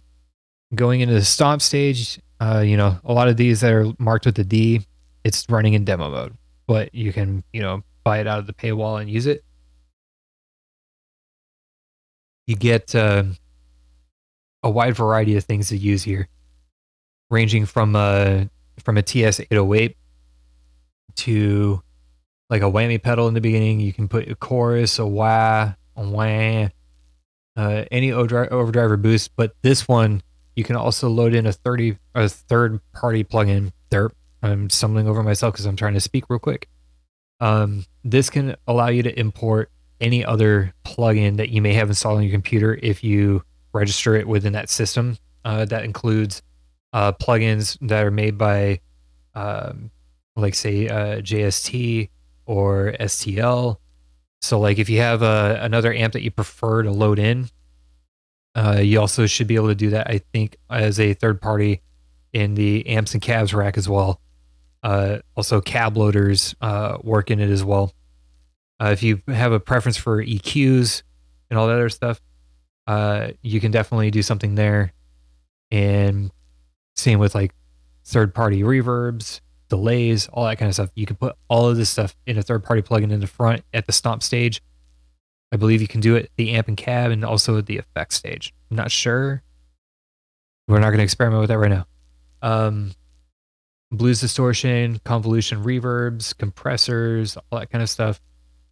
Side chainable noise gate in 3 bands. So I mean, like, a lot of stuff like really gets provided, but it's also hidden behind a paywall. So just be aware of that. Effects, you kind of run it as a rack as well.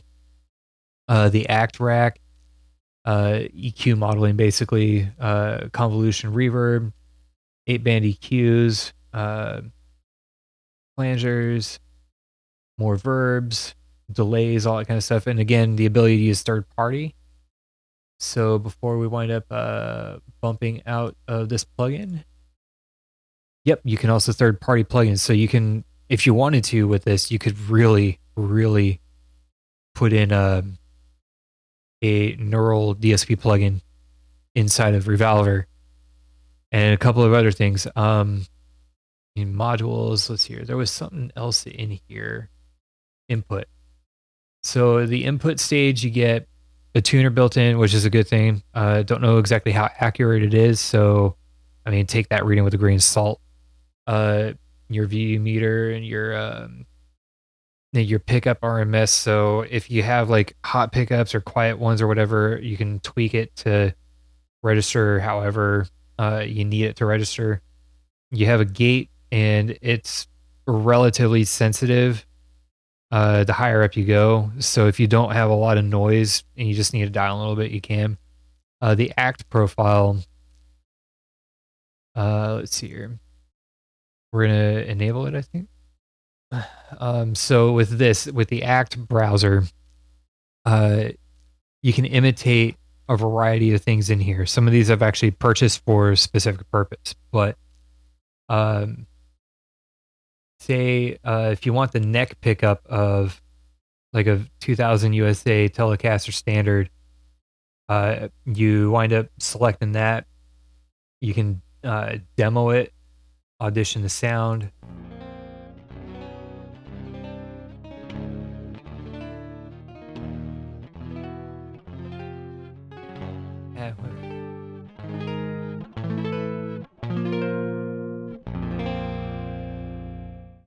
Just so you know, that is the sound demo for that guitar in that pickup config.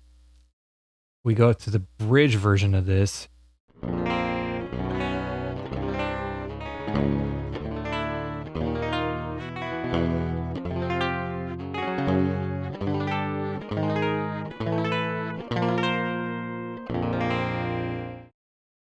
And just with that alone, you're hearing a guitar that was used in order to help you model something here. And then you can go not only just, electric guitars, but you also can go with acoustic guitars. So like, let's say,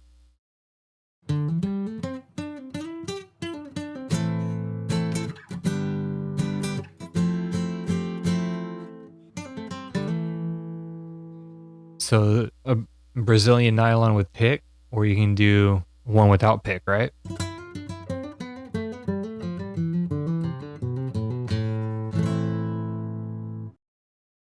But then we go into something different, right? Like, let's say, let's see here, soft strumming, warm strumming, no, wait. Brazilian nylon pick, there, no. So like, say this one, right?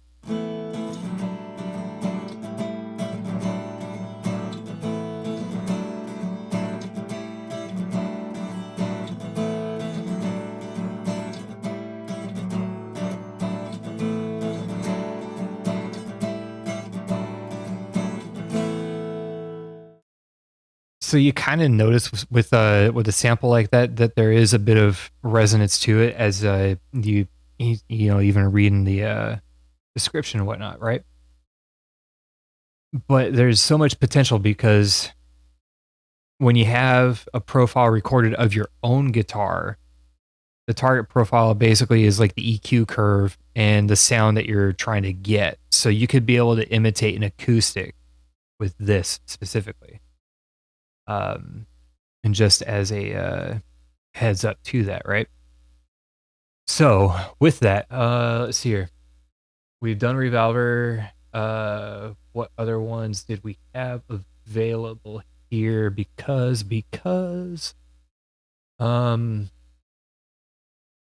I remember right, I think it was something under waves. GTR amps, stereo, and stomps. Okay, just a little bit more here to go. So this was part of a bundle from a while back that somebody else I know bought, and when they bought it, I noodled around with it. I wasn't highly impressed with it, but I saw the potential in it recently as part of another few effects in a bundle that I have. Um, while we're at it, I'm going to take a quick little breather because I should. How are y'all doing right now? I know that there's a few of you still tuned in, uh, and I think it's a good time to kind of catch the breath instead of trying to like rush 100%.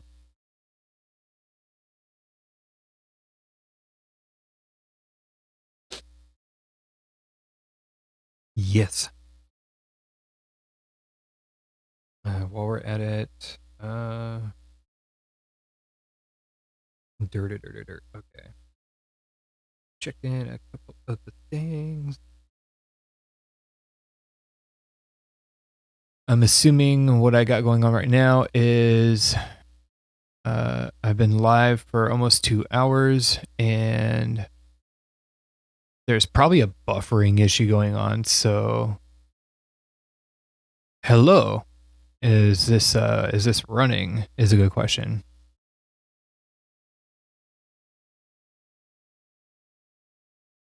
I'll just type that in there. We'll see. Because on my end right now, I'm trying to also buffer this and make sure that I'm still streaming at least because stuff. If I need to end and restart or something like that, I'll do that.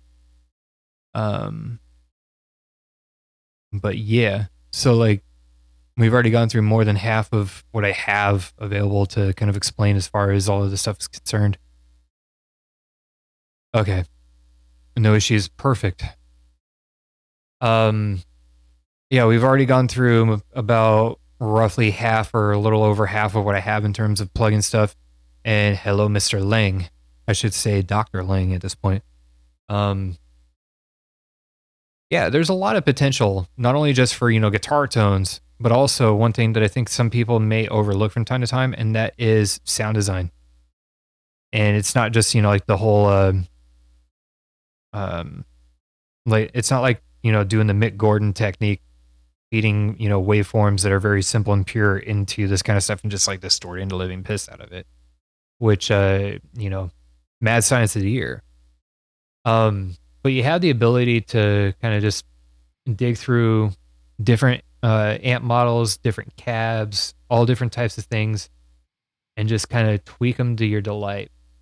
The one thing that Waves, I think, got right was providing a bunch of stuff in one plugin bundle.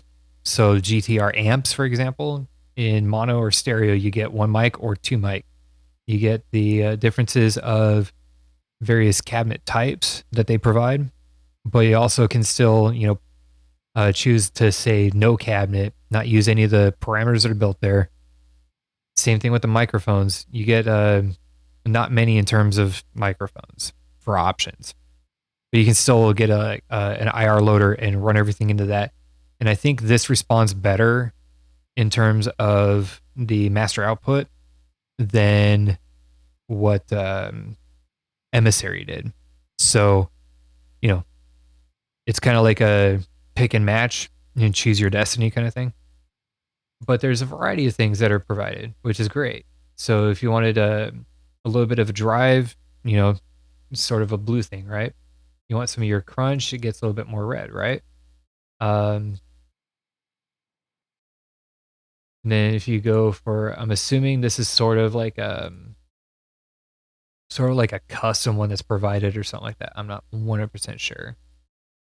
You get your bass amp too as well. And you have all your cabinets. You have all your mics and mic options and whatnot. All that stuff. And it's great for the potential of sound design. And that's something that I'll touch upon at another time. But the sounds are not that bad, especially when it comes to, said thing about sound design and whatnot.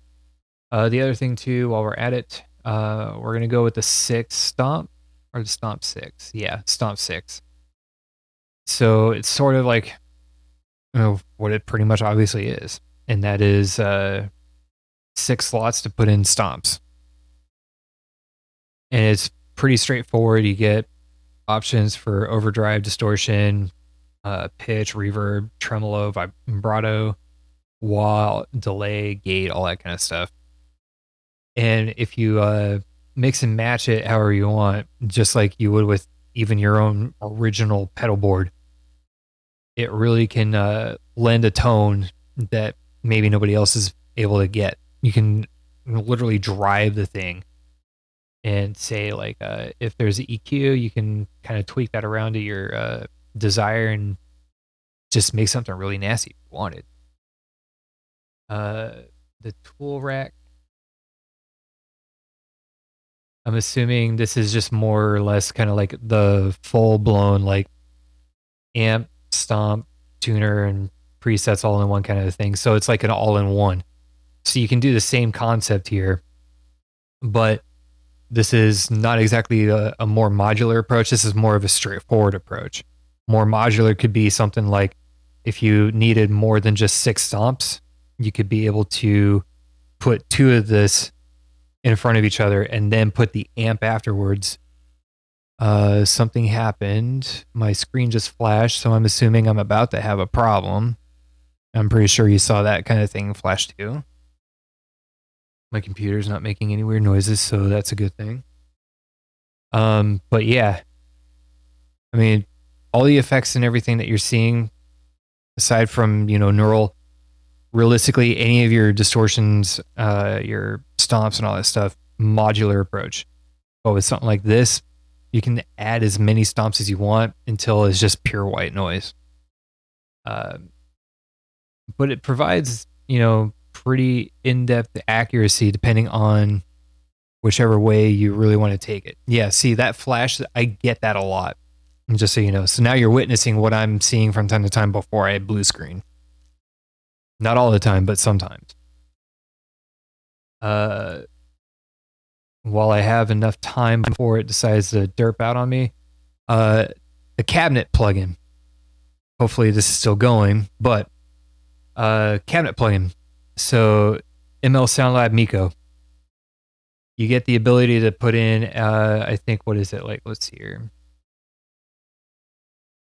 9 mics total.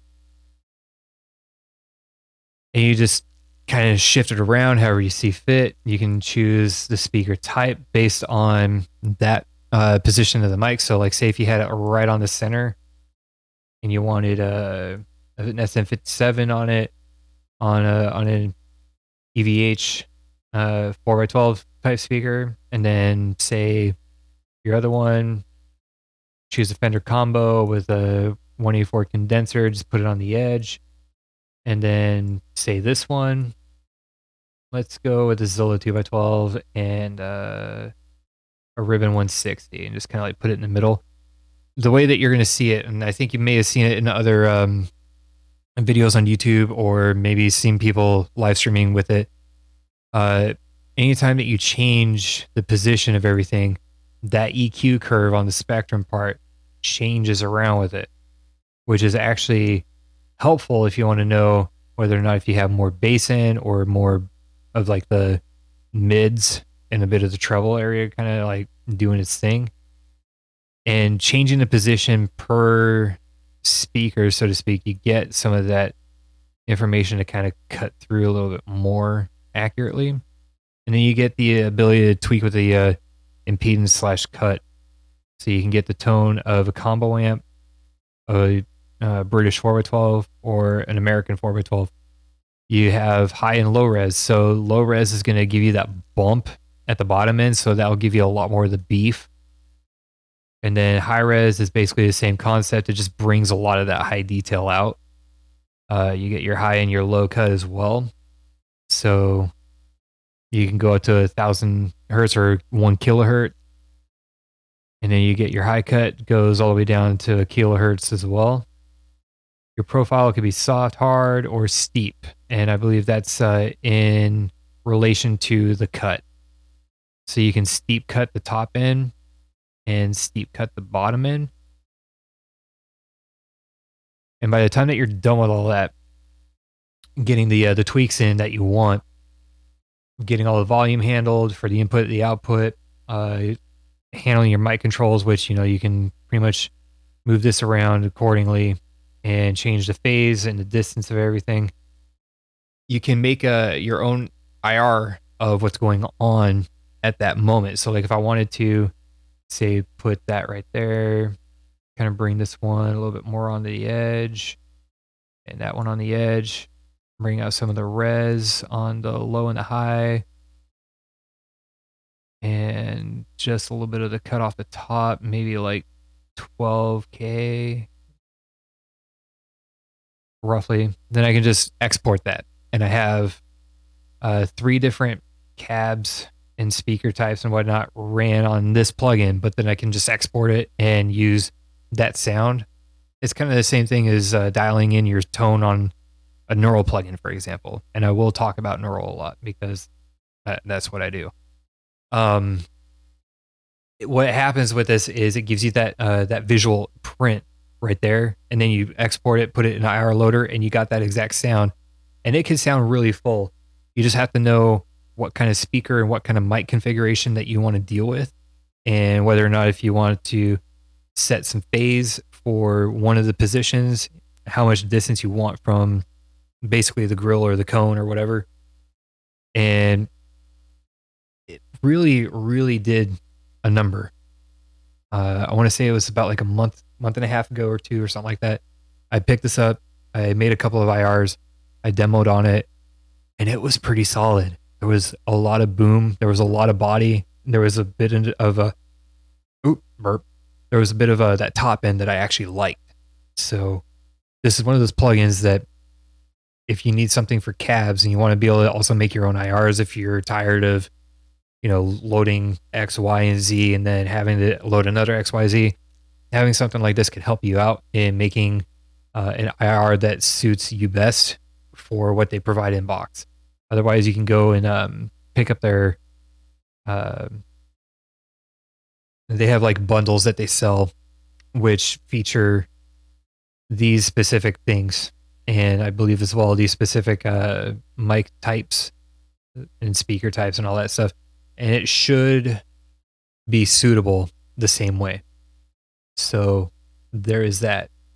There's another plugin I have not touched. I don't even know why it's installed, but whatever. I believe it's Overloud THU, and it has some potentials. There are some things that it apparently can do, and it's obviously showing you the visual representation of the amps, and obviously knockoff names. But you have to do that in order to avoid copyright infringement. That's what we do in the business. Yeah, so you get gains, levels, EQs, all that kind of stuff with these kinds of amps. You can replace it with other amps right on the spot. Bass Face 59, which I believe is modeled after an amp that the Beatles used way back in the day when they were starting out, and what they wound up using throughout their career, I think, until they got whatever they wanted, I guess. A custom rhythm, which I believe is more or less kind of like a plexi type of amp, like a Marshall Plex or something like that. You get the Randall T2 clean, so I'm assuming it's like a clean version of a Randall amp, and then you get the boost, so it's got a little bit more of the gain on it, but apparently you can't really select the stage of that, so something. Soldano 88 lead, so like a slow 88. I mean, you get what you get, right? I know that this has more potential to it, and I'm not exactly like selling it 100%. My bad. 4x12 modern, but you can still kind of, like tweak it around a little bit. But it's kind of like hard to really uh and get it the way that you kind of want it because I have to right click and hold and drag for that axis right there of distance and then moving it around accordingly wherever I want on the grill. You have the ability to put two on there, but you also have a variety of not only amplifiers, not all of them, I think, but then you also have a variety of cabinets as well. And if I remember correctly, 4x12 modern US, so you have the ability to change the mic type as well. It's not exactly like outlined much the way that I would expect it to be, but it gives you an idea. You also have the ambience, so you can kind of add in a little bit of like space, like closet room, dead room, heavy carpet, live or wood room.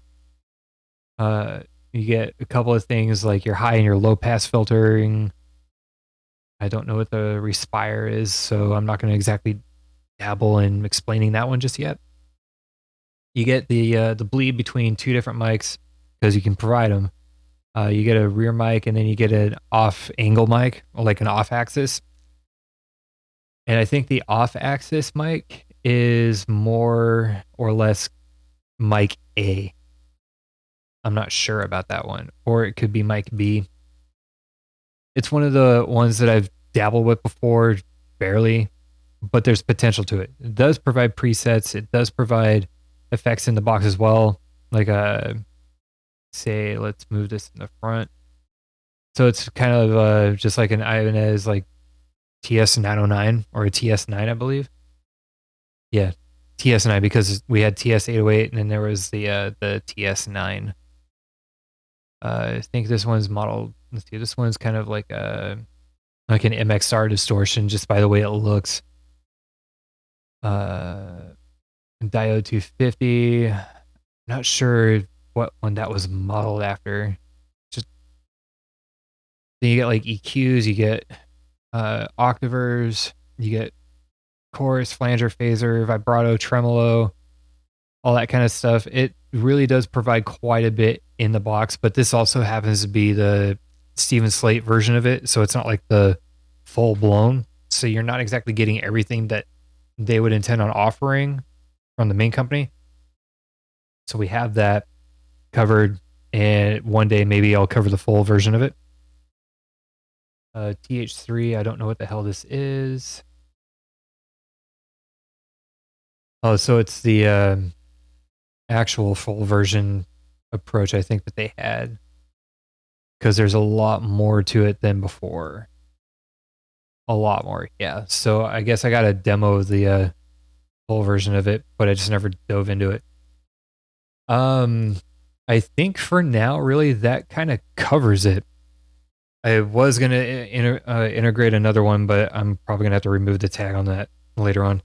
It's been 2 hours and 10 minutes of doing this. I figure I'll take a couple of minutes to kind of wrap up and say, yeah, I might be a neural DSP fanboy at this point, but it's for good reason.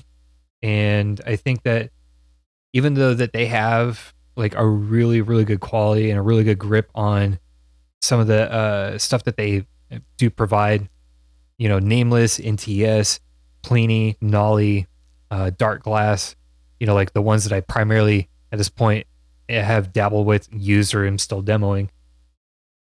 Realistically, I would say that they're going to be doing some big stuff, especially with the Quad Cortex later in the year when that becomes a public thing, if that becomes a public thing based on what's going on now. However, other plugins. Oh, that reminds me, that was the other thing. So we didn't finish up. My bad. My bad. We're gonna pull this one up, and I'm still gonna say, Neural does have good tone.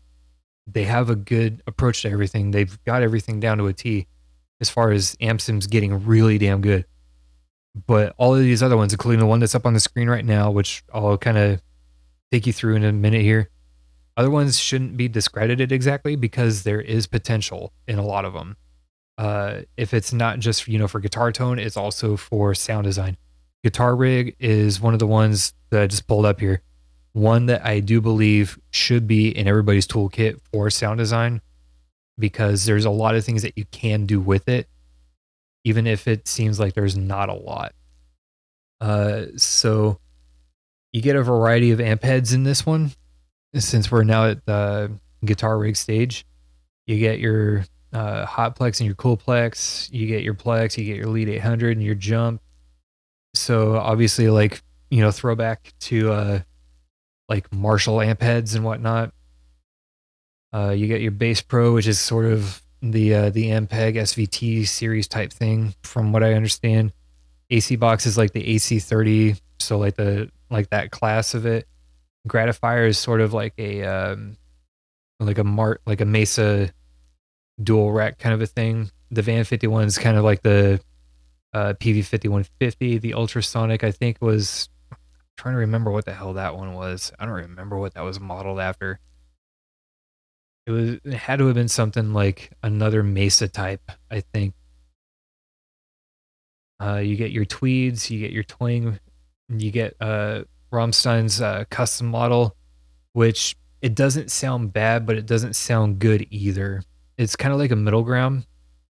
And considering that Guitar Rig is kind of a bit dated at this point for amps and cabs and whatnot, you could probably still pull something unique out of it, but you're probably going to require a third party to kind of get that going. But there's a variety of amp heads that they provide.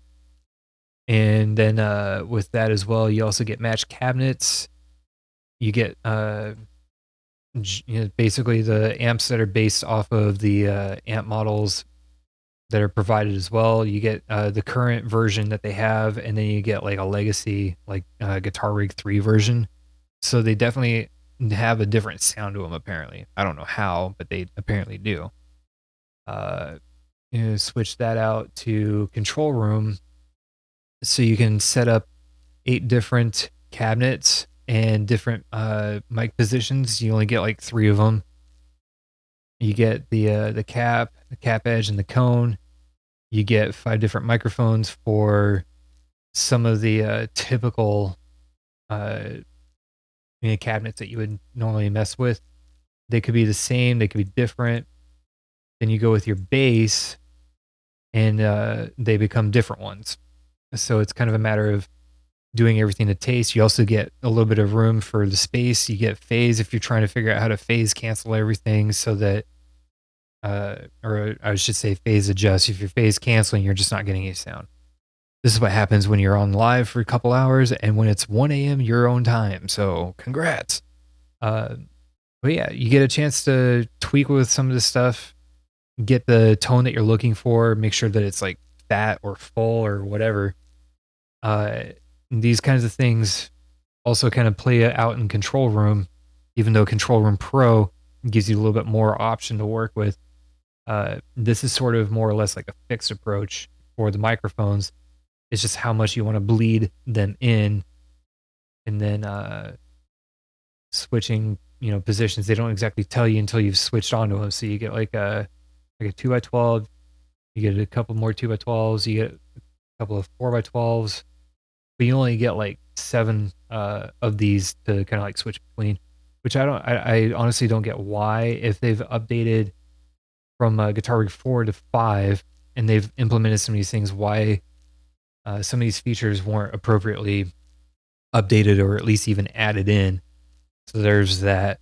Delays, you get some of these which imitate tape echo, tractor delay, twin delay, quad delay. And then you get something that's sort of like crystal-ish in terms of a delay.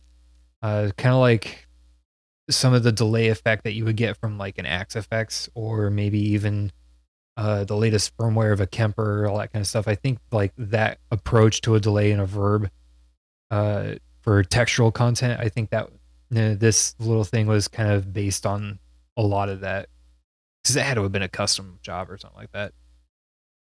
Distortions, you got your like your Pro Cat or like your Pro Rat. So you got that, you got fuzz, you got demon, which I think is kind of like a sort of like a custom 808 or something like that. Screamer is definitely your 808. You got fuzz, you got your metal zone, you got your gain booster, so it's just like a clean boost, and then treble. So if you want like the clean boost with like the treble end, sledgehammer, I think. I'm trying to remember what that was modeled after. I'll have to come back to that at some point.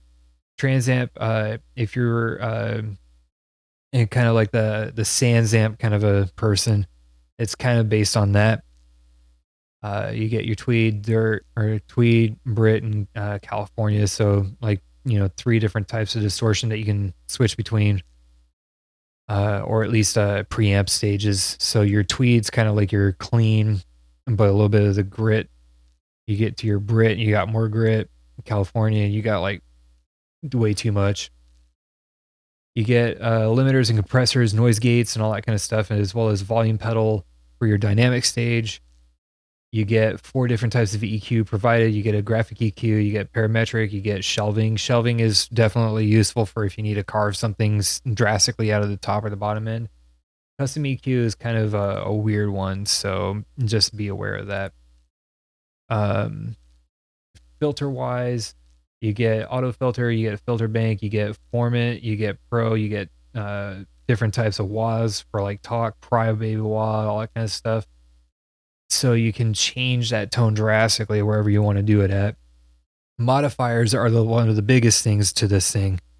Sansamp is literally your shit. I bet it fucking is, because it would be one of mine too, but you know, dark glass. I just hit my hand, my knuckle on the table. But we're gonna keep dragging along because that's how we do this in this place. Modifiers are basically just like parameter tweakers that act sort of like an LFO or like an arpeggiator type of thing, sort. For like your analog sequencer, your envelope, if you want to trigger things, input level. I have yet to understand how that thing works. Step sequencer, kind of like your typical synth arpeggiator. LFO is, you know, obviously an LFO, low frequency oscillator. But you can tweak, you can like combine these and tweak a lot of them and affect various things, kind of like all of these other plugins as well. Ensemble, electrically, which I think is like a flanger. Yep, flanger. Ensemble is kind of like a chorus kind of a thing. You get a phaser, stereo tune. I'm assuming that's kind of like a detuner. Never really noticed that until now. I don't know why. Rotator, I think, is more or less the rotary kind of effect. Stone phaser. Okay, so if you like your metal to be a little bit more, you know, stoner, maybe use that. I don't know. And then you get a tremolo. I believe with some of these, it's kind of a hybrid. You get your chorus and your vibrato mixed in with your ensemble. And I think there was another one that did it too, but I'm going to let that one slide. Here. Pitch. So you get harmonic synthesis, you get an octaver, you get a pitch pedal, you know, basically like Digitech Miami kind of thing. Transpose, stretch, and reso chord. Some of these are not going to be as high quality as other pitch shifters and benders out there. Then even if you were to have something like the hardware version of of the pitch pedal, which would be the Digitech Whammy. The reason why is because the algorithms are not up to date, I think, at this point compared to some of the other plugins that allow you to utilize this stuff. Like a lot of that's more refined. So this can come in handy for introducing artifacts to your sound design on stuff like synth pads and all that other kind of stuff. Uh, Reverbs, you get Iceverb, one of my favorites in this, by the way. Octaverb, Spring Reverb, something that should be kind of considered a standard for some people that are looking for like short trail kind of reverbs that sound a little bit more natural. But I'm not sure if that one actually sounds as natural. I haven't used it in a long time, so memory eludes me. Tractor reverb, vintage verb, studio reverb, and then you get little and big reflector, or known as reflector, just in standard. Reflector over little reflector. Little reflector gives you just a little bit of option to kind of like toy with things. Reflector, however, gives you the option to load different images of different spaces along with importing cabinet IRs. If you import a cabinet IR in the reflector, take your dry signal all the way down, keep your wet signal all the way up. However, it goes a little bit further past that. Sound design. You can set the decay of whatever IR you have in there, whether it be reverb or your guitar cab IR. Sound design. You can change the size of it. Sound design. And it's pretty cool, actually. Like it can really take something and make it completely alien. Special effects like ring mod, grain delay. I don't know why grain delay is in there. That's kind of weird. Ring mod, rig knob, uh, reverse grain, gator, beat slicer, beat smasher. Basically, just kind of like effects that you wouldn't typically see inside of something like a guitar rig. Not talking pun wise on the plugin or anything like that, but yeah. Containers, loop machines, splitters, multi splitters, or like mid side splitters, I think. Master effects, crossover. Like all of these kinds of things in this plugin lead me to suggest that this plugin, along with any of the other ones that are provided, should be used for sound design just past the guitar. You can use it for your bass guitar. You can use it for synthesizers. You can put samples through it from any video that you download off of YouTube or any movie that you watch or whatever. And you can wood chipper it into this thing and it'll take it like a pro and all that stuff. But that aside, yeah, I swear there was going to be a couple of other plugins and I don't know why it's not really loading in or showing.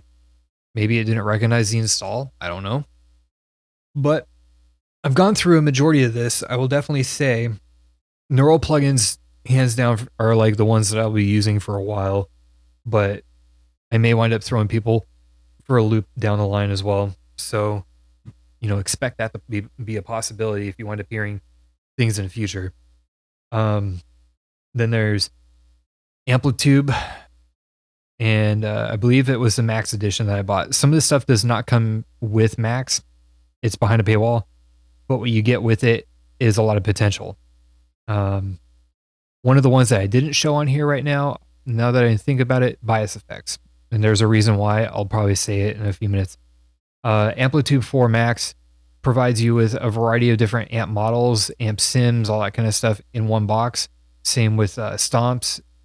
It doesn't allow you to do certain things the way that you would want to do it, but there's a lot to it that you could really, really get a tone out of it that could be suitable for demos if you want to get the idea across at least.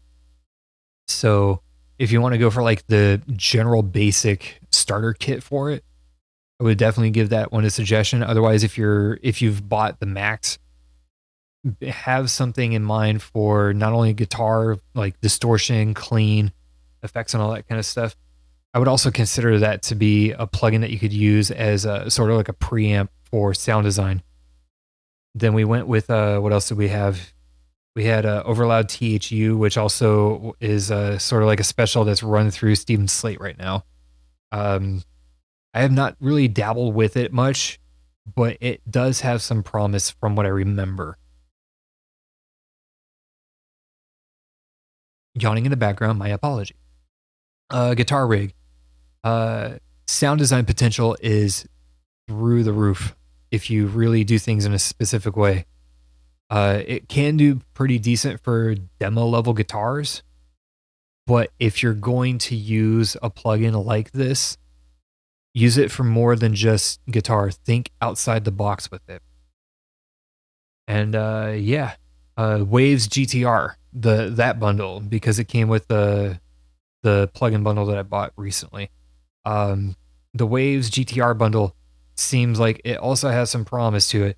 It may not be 100% accurate to a level that some people may prefer to have, but with a little bit of tweakery and probably using external IRs like third party, you could probably do pretty good with it. Otherwise, as far as a freebie is concerned, Emissary with Nader, you can pull off a lot of amazing stuff with that. Third party IRs, again, within Nader rather than the ones that are provided.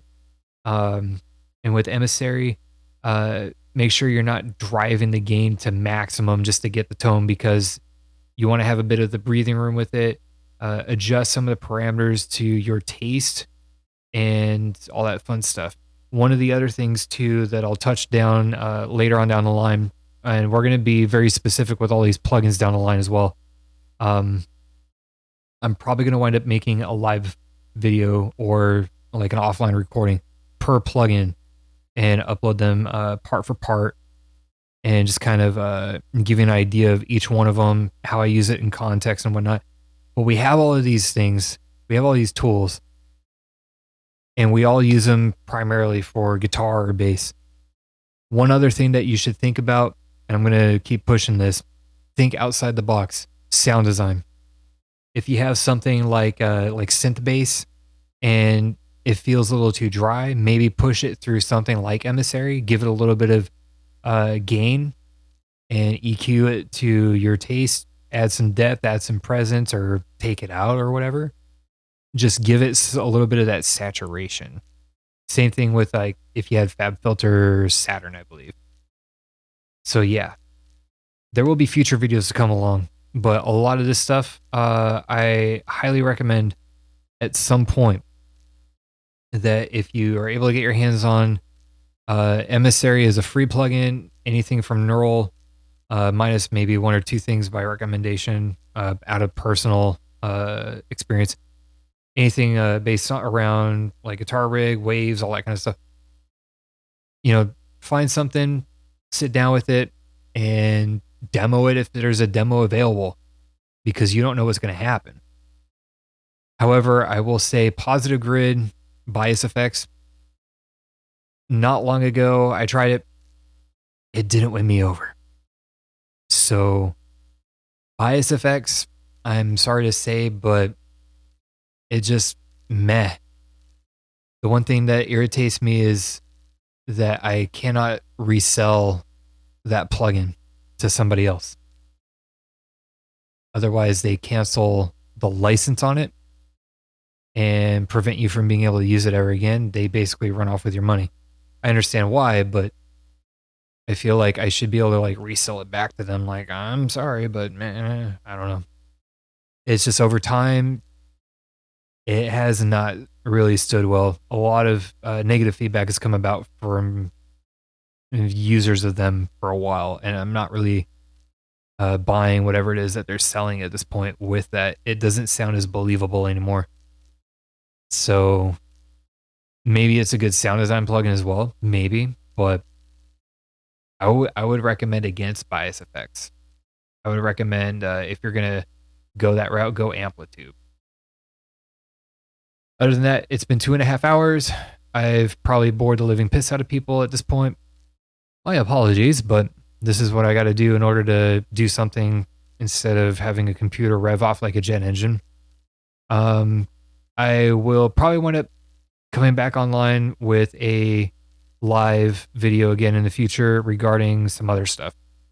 Probably like per plugin, I'll go in depth, or if not, I'll find a way to like record live on the fly or whatever and give you more context to everything. This is basically the intro, the opening, yada yada, to how this whole thing is going to go, because I do believe that this was meant to be more or less a series, and I wanted to start it out with this. So if you're enjoying what is coming up to this point, know that there's more to come, and I'm going to do whatever it is that I can do in order to make this much more complete. We will see exactly how that turns out, though. I am not bored, but I am getting relatively tired, and I do feel like it is about time to return to Discord and scare people.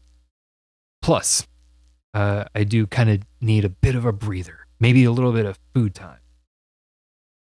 I do, however, for those that have tuned in to this point, yada yada, hopefully everything is going well with you wherever it is that you're at. Hopefully you're not going outside, putting yourself at a significant risk of getting infected with the virus that's been going out there, elephant in a room.